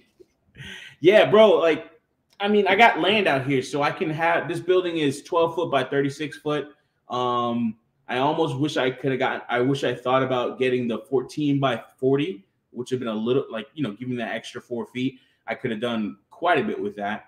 But this is nice to have because, you know, I can have the gym. And you could, bro, the stuff that people do in these buildings, because I might have another one that'll be attached to my house and I can have a sauna in there. some people actually take these buildings and turn them into full-on movie theaters. So if you got a nice house, a nice bit of land, even a backyard, you can actually put one of these prefab buildings as a workshop or even as a movie theater, where, like, you know, you could set this up with drywall, you could put insulation in there, drywall it out, put all your lighting and everything. Like, this is 12 by 36 feet.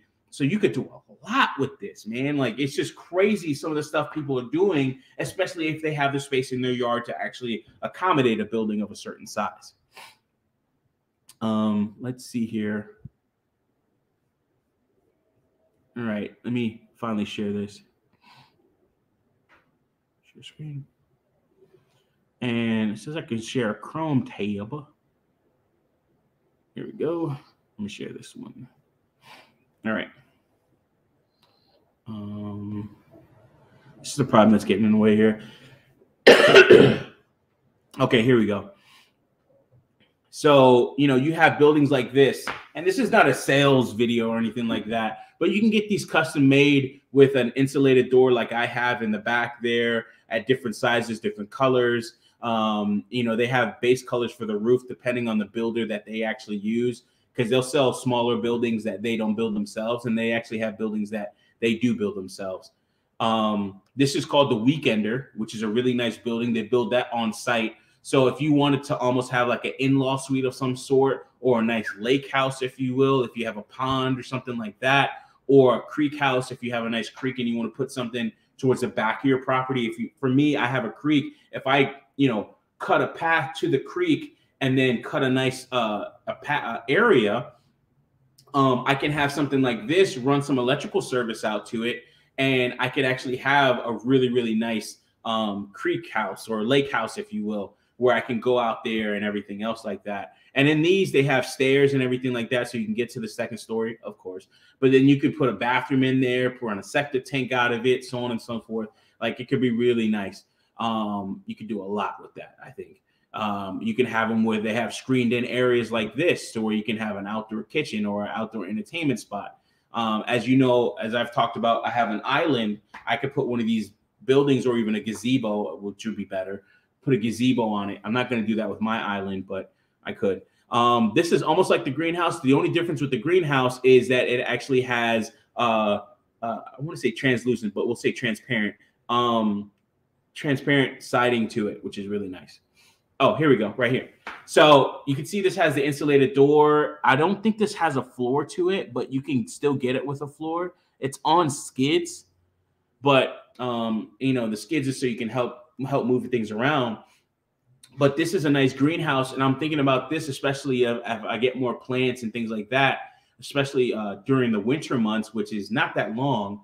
But you can have this as a green/grow house or something like that. And it has the metal siding to it and everything. So that's good for making it, one, lightweight, and then two, making it better for expansion and contraction during those winter and summer months. So for when you're growing stuff. Mr. Carbon, let me just get back to you. What do you think of the Tesla solar panels? Are you talking about the Tesla solar panels that are on the roof? I've heard people with too many problems with those, and it's just something that is an eventuality, I believe, but it's just not ready and it's not there yet, and it's pretty much a big experiment. And sadly, what's happening with Tesla, Tesla and mostly Elon Musk, they're focusing on their space stuff a lot. And I think even SpaceX had a mass layoff recently. I could be wrong about that. Research that, find out. But you know, Solar City, which is a company that they bought, Solar City was doing it for a long period of time. And Solar City, you know, you could see the lack of customer service and things like that. And you could see a business like that, they need people that are more intelligent to work those lower end jobs, or those, like, you know, those entry level jobs. But they need people that are a little bit more intelligent, or they need to actually get their process down to the point where, or down packed to the point where it's a little bit easier for people that don't know this stuff like the back of their hand, that are non-engineers, so that they can understand it a little bit better. So in terms of that, I think they just need to work on the process, the product, and then streamline that to where you can actually have lower end people come in, and they don't have to be as smart as a higher level technician or more. Yeah, they're like built-in roof panels. Yeah, so those I think those are cool. I think that's going to be great, but it's just still, there's still too many problems. If you look at what's happened with that, the issue has been service and support with that product, in terms of getting somebody to estimate your job, getting someone out there, and then after that getting an actual estimate, and then waiting for that estimate, and then waiting for an install date and all this other stuff. Like, it takes way too long. It is not turnkey. It is not as fast as getting a whole bunch of solar panels put up in your yard or put up on your roof or anything else like that. I think it's a novel project. I think it's a well-intentioned project, but it's definitely not to the point. It's not to the point where it needs to be in terms of the policy and procedure. And at this point, you're a guinea pig for that level of service or that product line. And that's from the little bit of research and videos that I've watched on it. And I think it could just be better. But yeah, Keen's buildings, you could do a lot with the buildings. You could have these barns, barnuminiums if you wanted to, and these are the possibilities, and they'll come out when they put these buildings together. This one usually is built on site. They don't ship it out, I believe, but they'll deliver the whole kit, put it all together for you, and then level it out like my building is. Sitting in this building makes you see how much my land slopes down from my neighbor, which you could see it, but it's just like, sitting and then seeing that, the land is sloping down, but I'm leveled. Like, it's kind of like crazy to me. Kind of like my first time really enjoying this view, but you could do a lot with these buildings. This is the beauty of ownership. If I rented this house, I probably couldn't do this. It wouldn't make any sense for me to do this. Well, with ownership, I can actually put properties like this on, or I could put items like this on my property that I can enjoy. You can have a nice little, almost like in-law suite or something like that. This is the weekender model, which is really nice. And then you can have larger things like this. If you wanted a kid's playroom and you don't have enough space in your house, fuck it, get a building. Trick that son bitch out, and that could be the kids' playroom. As the kids get older, your kids, you might have that one kid that wants to get into music, and he wants a spot for his friends to probably smoke weed or some shit. Then now they can, you could trick out this building, turn it into a nice project, father-son project, father-daughter project, and build this out to where they can have their own personal space, which is really nice.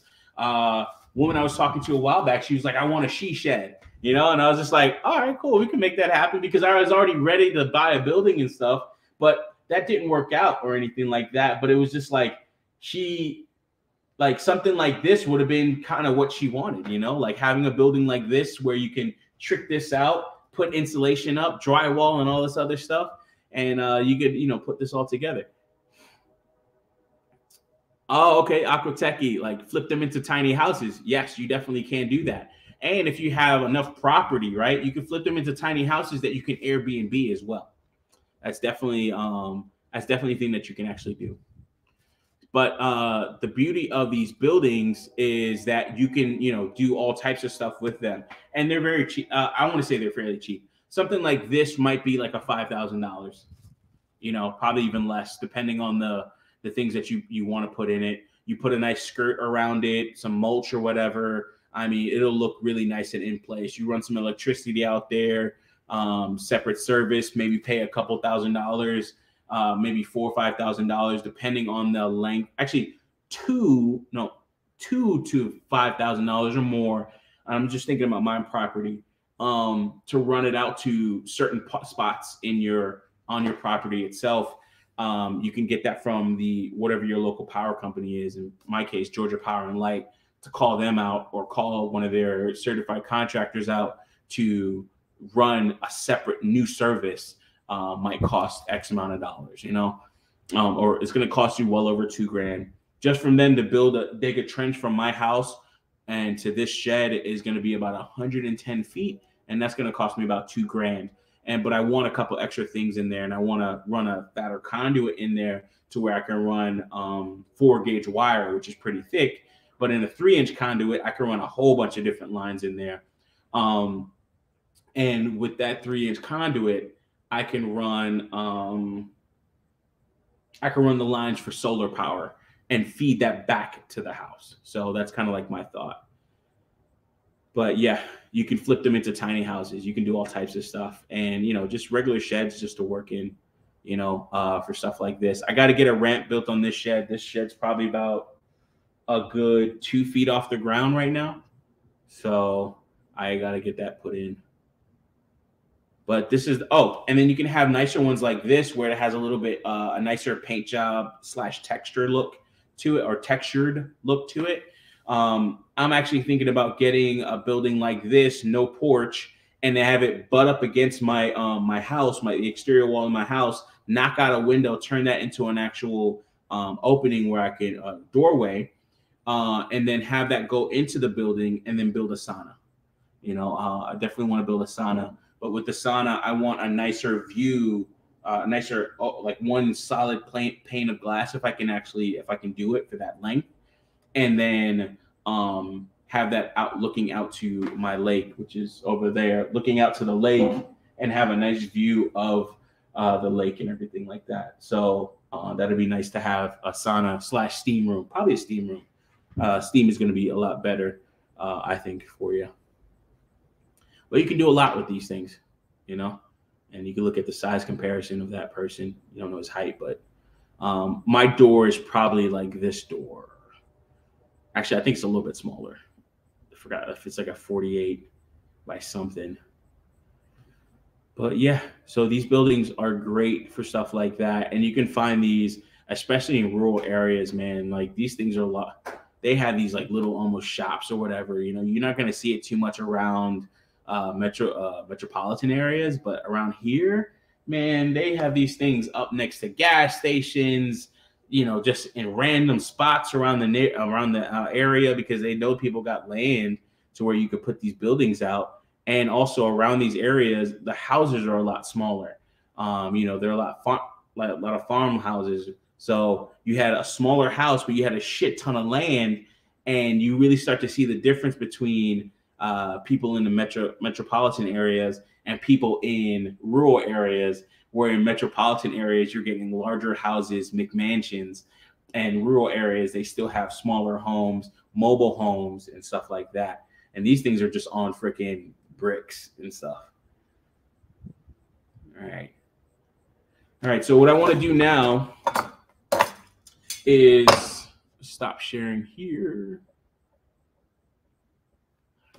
All right. So what I want to do now is take off this faceplate here. And take off this faceplate, and I think I'm just going to do the single faceplate. What I'll probably do is cut into the wire that I have, and go from there. I gotta get this little plastic thing off here, and then I probably have to go. I have to go in the house, I think, and get definitely have to go in the house and get another outlet. Using an old-fashioned way.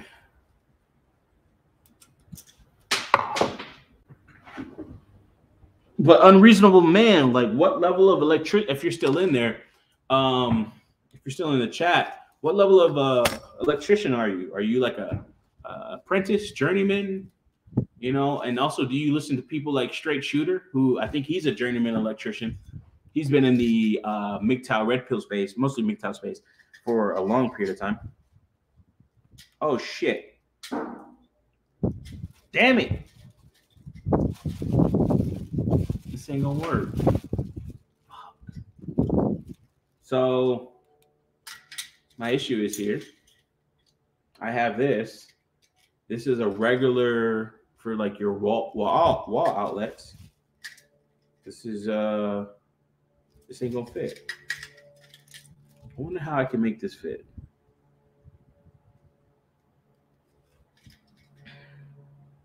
So something like this receptacle, Actually, here we go. This receptacle is not going to fit into this thing because the clearance of it, unless I make some modifications, I might be able to make this work. What I'll probably have to do is cut off these mouse ears here on either side. That's a bummer, man. I don't want to buy whole new ones either. It's kind of expensive. I got a little bit of cash left, but I don't want to buy whole new ones. What I'll do is, and this will work too. It's just, it's not going to clear it. Yeah, it'll work, but it's not going to clear it. And I don't want to have to modify. And it's not a big deal to buy more of these ones that'll fit the faceplate. It's not a big deal because these will still work inside the home. These are regular outlets that you no, not by trade, just enjoy doing. Oh, okay. So you don't do it by trade, you just enjoy doing it. Yeah. You know, that's one of those things where it's just like, that's a cool hobby, you know? Like I work mostly with computers and stuff, so it's a cool hobby nonetheless. Blanc.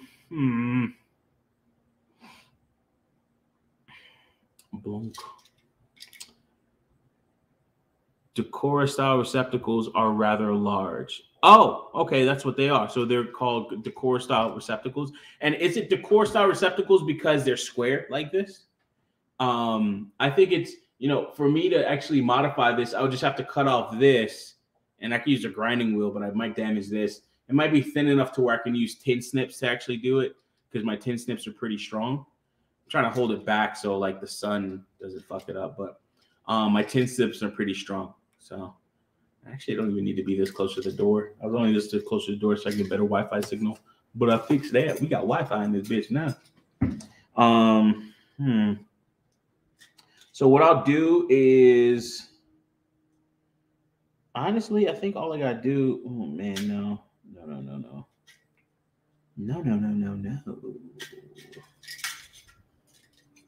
All right, let me just work this thing off. Put my gloves on because I don't want to mess up my delicate hands.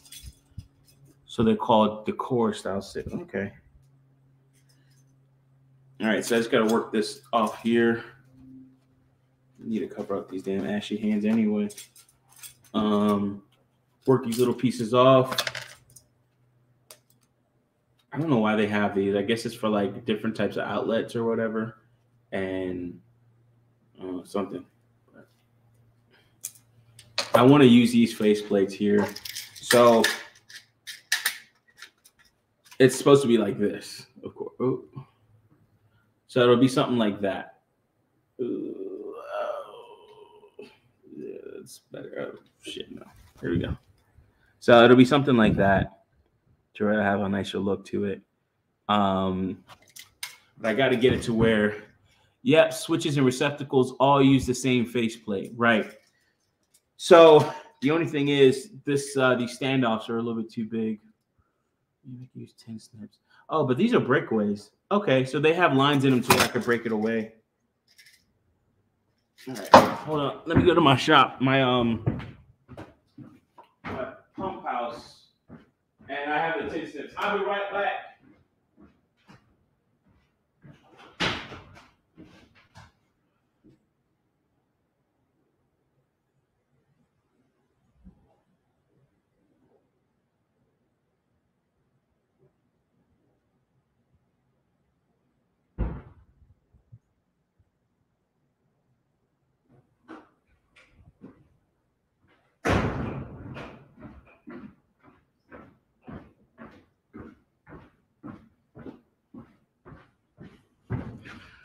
Okay.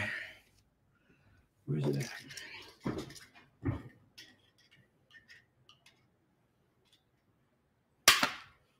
Cool. So that's pretty easy to cut off. So I'll just do that. I'll probably cut off the ears and then this little bit here as well. Let's get that done. I can't wait to get the flooring in here too. That's one thing I'm kind of like wanting to get done. But those floor mats that I want, they're 7.5 foot by 17 feet. And I'll probably need about 4, a little bit over 3. of them. So I'll get 4 mats, and then I'm going to cut them, and I'll have a lot of leftover as well. So I'll find something to do with those. Excuse me, I might surface a table or something like that with them. All right, I don't know where I put the screw for this thing though. Should be another screw at the bottom. I don't know what I did with that. All right, so Decora style. I like that. It's kind of cool. Aquatechy, are you an electrician by trade? If I always tell people, if you guys don't feel comfortable answering certain questions that I ask, especially people that I interview or have panels with, don't answer them. It's totally understandable. It's totally okay. I understand there's a level of anonymity that we want to have in terms of, us in this space because of things that have happened for one reason or another. And then also sometimes you're just here for entertainment, man. Just want to watch shit. But jump in when you feel like it, though. All right, so cut a little bit off the top. A little bit of a fade there. Let's see if that, actually, I gotta do the bottom too. And what's okay is like these tin snips, I've had these for years now, and definitely a great tool. Definitely something that had, it's a multi-purpose tool. And I haven't sharpened them ever. And you don't really need to because it's really about pressure. But, and then it being stronger than the metal that you're cutting. Or item that you're cutting, because sometimes I use this. You can use these for gardening too. All right. Hey, there we go. Boom. So cut a little bit off the top, cut the ears off, and the ears are made to be cut off, so it's kind of like a universal look to it, or a universal feature, if you will. So that's really it.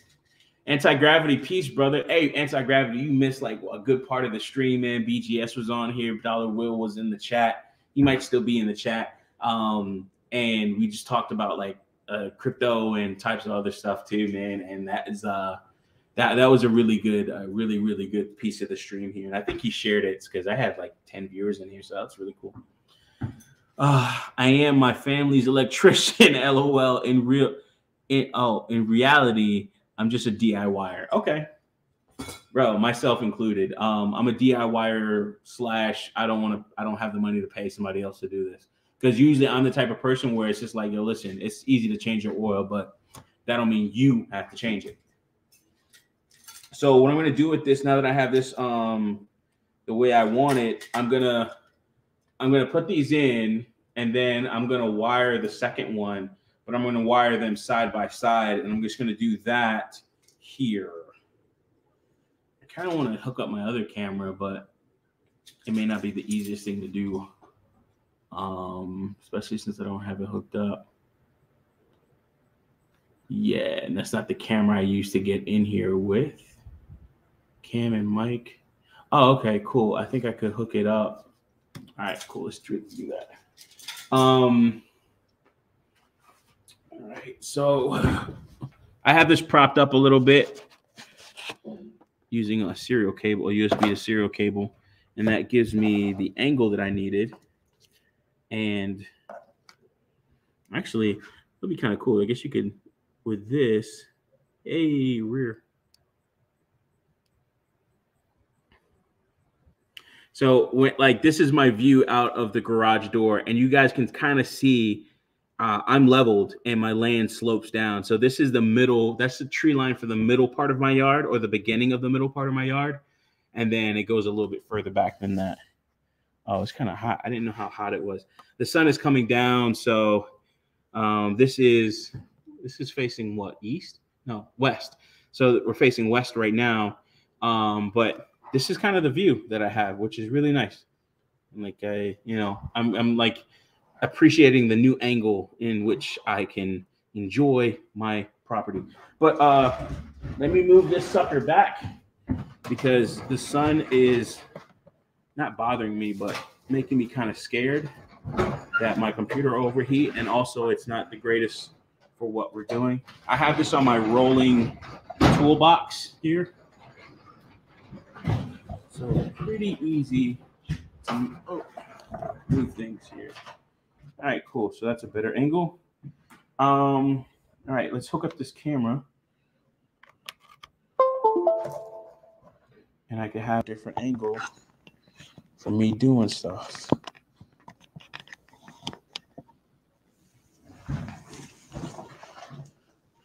We'll see how I can make this work. All right. Yeah, sure. Yeah, I mean, when it comes to oil changes, man, it's like, yeah, I could do it myself, but at the same time, you know, sometimes other people just do it better, do it faster, and you could focus on what you're quote unquote actually good at. And that's one of the things that I learned from when I'm running my business. You can't do everything. And even further along, you should not do everything. A lot of people pride themselves on being a doer of things, but really they should not do everything. You know, there's no point in doing every little thing that, you know, just because you can doesn't mean you should. You know, just like you would say, you know, hey, just because you can knock somebody the flying fuck out doesn't mean you should, because you can get arrested for it. You know, like you're getting in a fight, you're at a bar, some dude approaches you or treats you like a certain type of way. Yeah, it's an embarrassment to a certain extent, but then you got to look at what you have in your life and what you have going on, and you might just say, hey, listen, man, you are definitely not fucking worth it. You know, like you're not worth what I would possibly lose in terms of my time and my freedom, you know, and that's kind of how we as men have to really look at a lot of these things. Let me just make a makeshift camera boost here, or platform. But it, you know, it doesn't mean just because you can doesn't mean you should. You know what I mean? Like, listen, let me show this man how 315 feels, or how it feels to get punched by a person that can bench 315. I don't do it anymore. I don't bench that anymore. But back when I did, you know, knock a motherfucker out. But yeah, that doesn't always mean you should. So gotta be careful of that. Battery's about to run out anyway. So what I'm going to do, just to let you guys know, I'm going to wire this sucker up. We're going to take some of our black cable while we got a little battery left. I don't have an extension cable running out to this far in the shed or in the workshop here. I like to say building, but essentially it would be called a shed to a certain extent. But I mean, 12 by 36 feet, that's, oh man, or that's like 400 and I forgot how many square feet. That's over 400 square feet. That's definitely bigger than your 10 by 10 room. You know, that's 400 something square feet, but that's definitely bigger than your 10 by 10, you know, whatever room. One thing I do want to do is use this stripper here. So let's wire this sucker up, or let's get this sucker in play. Now this one can strip, and it can it'll strip and it will combine the cables. I'm not going to combine the cables here. I'm just going to have it strip the cable. So let me give it a drill.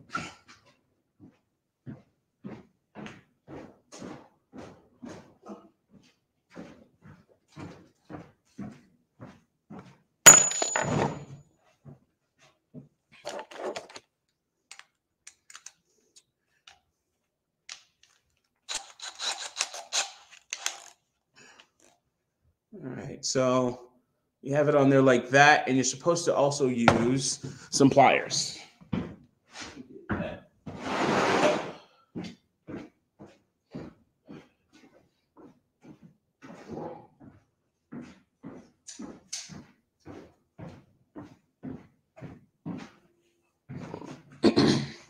It's the only ones I have in this building here, so use what I got. And the way you're instructed to use this, now with this wire here, I don't need much, and probably get away with that. And then I'll be doing this multiple times. So, ooh, here we go. Take off this much. And I think 2 is good for now. Actually, let's do this to test it. I want to test to see how this this wire stripper tool works. I keep on wanting to put it over here because that's the other camera, but excuse me for that. So you're supposed to put it in the 2 wires like so, and then hold it with pliers because it's going to twist with a lot of force, and you want to keep that in a good position. I could use better pliers or a better flathead plier than this, but this is what I got. So, yeah, let's see. Let me make sure I got it all the way in there. All right. And then, oh, do you put the drill in? Oh, I don't know if it matters if it's in reverse or not, but let's do it. Huh. That's pretty cool. It twists the whole thing, but the problem is it didn't strip it. So that sucks. I think this is for bigger wire though. So, but this is really cool. You can see how it twists everything together. This is really nice. I got this off of Amazon.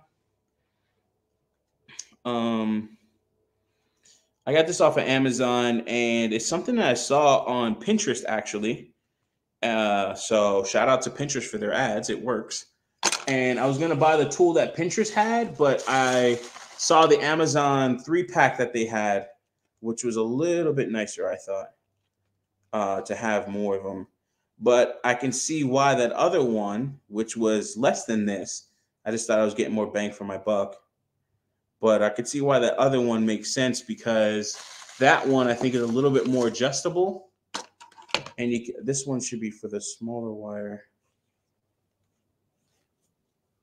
How does it cut it?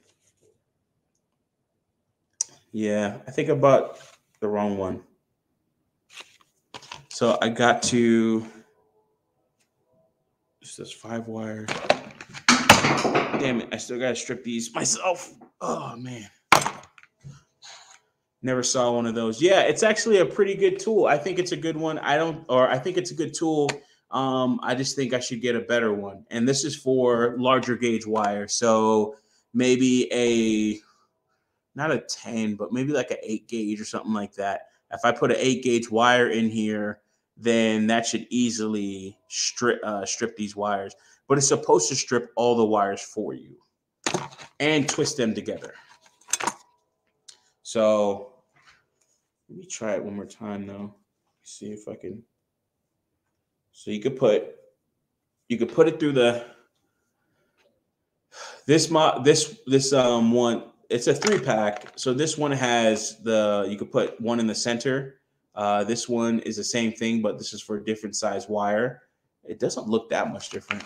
And then this one you can do up to 5 wires, I think, in this one. Oh, my lights flickered. So yeah, I think you could do up to 5 wires in this one, maybe even a little bit more.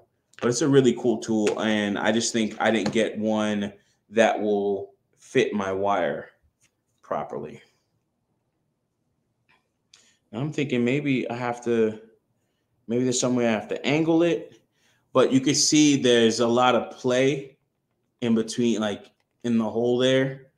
The other one that I saw had screws at the top, like screws at the top on either side that you can almost like screw in and adjust it up and down. There's a metal shaft that goes through the top of it. So you can actually adjust it down to get a little bit closer to the wire itself and make a more solid connection.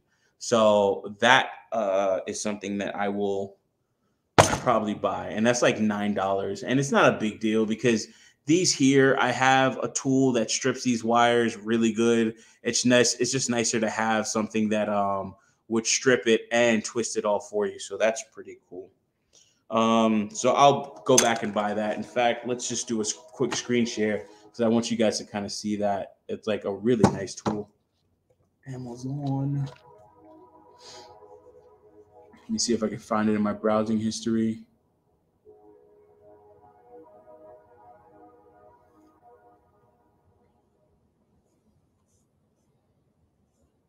One thing I can't wait to get done in here is organization.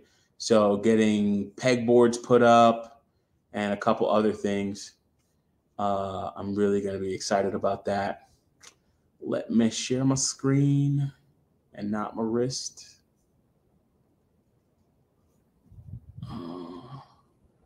And there we go.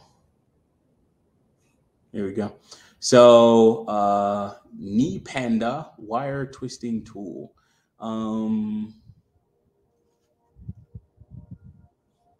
see if I can.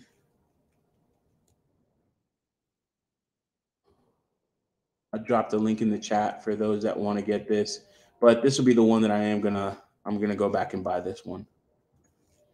Uh, this one's like, it's only $10, really not that bad, but you could see how it has the adjustable head to where you can. Looks like you can just change, sizes or something. I'm not sure what the hell the screws are for, but it might be a little bit better. We'll see. I thought the shaft itself actually comes down and adjusts, but it doesn't look like it does. It's my first time using the tool, so I've never used it. Okay, so 50 nanometers or 50 millimeters. Is there something you can like just move down or something? Huh. So it could just be I don't know what the hell I'm doing. That's totally something here. But let's add that to cart real quick. One of the things is I want to get these solar lights here, and I'm going to put those outside of the my pump house and this building on the garage area, so I can have a well lit area. So I'm going to be getting these here once I get a little paycheck here. So yeah, but yeah, I'm definitely going to get definitely check those things out. Yeah, Unreasonable Man, check that out for sure. Stop the screen share. Okay, I'm gonna check it out. Give me an old Aquatest, he says. Give me an old school wire stripper. That wire will be twisting functions. That wire twisting function does look cool, though. Yeah, I think that. I mean, I like it in terms of the cleaner look, and then it's a lot easier. You can do, say, for instance, depending on the wire nut that you're using, you can fit more wires in that wire nut because it's a lot cleaner in terms of it's nicely twisted. Also, another thing is when you get into working with more larger wires and things like, or working with electrical and robotics, having cleaner wired junction points. So, for instance, if I had these two wires, did I drop it? Oh, so we can use this. So my battery's about to run out on this laptop, so we'll end the stream pretty soon.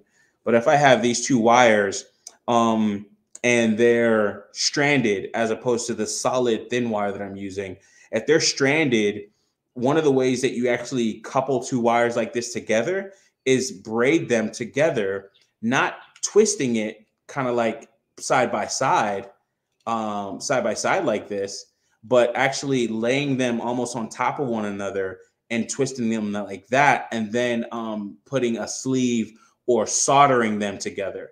And that gives you a stronger connection that is a little bit more durable as well, even when you're pulling it apart. And also, when you push the wires together, and it's hard to do it with stranded wire to get a good view of it, or get a good you just have to use your imagination basically. But if these are stranded wires, they should, when you push them together, they can kind of interlock. And when they interlock, then you can twist them like you normally would, like this, and then that gives you a better coupling between those two wires. And then you could solder that junction point, or put a sleeve around it, like a gel based sleeve that has like some type of gel in it or glue, and then that could protect it. So like one of those heat shrink sleeves, and then those heat shrink sleeves that actually have some type of glue in it as well. Stream got semi derailed in a good way though. talking with BGS. But I'm gonna continue some of this stuff. I'm gonna have to. I'm probably gonna stop around 5 or so because I will be talking with Freeman's Journal a little bit later on today. So with that being said, guys, thank you so much for joining, and maybe I'll do a stream later on tonight, finishing up some of this electrical stuff. Let's talk. I'll try and do that. I talk too damn much. But let's talk more work and getting this stuff done. But I definitely want to get this stuff done tonight and go from there. What I'll probably do, yeah, I'll get a couple other things done. But as always, thanks for listening. Unreasonable Man. We went a little bit longer, especially for you, because you like looking at this type of stuff. But I'm sorry, I still didn't do as much work. But we'll probably do a little bit later on today. I think I definitely want to get that done. And now that I have Wi-Fi in here, that's going to be a lot easier. As always, thank you guys for listening. Thank you guys for watching the playback. And I appreciate you so much. And I'm glad that BGS and Dollar Will came in and started dropping information. Dollar Will in the chat and BGS on the stream.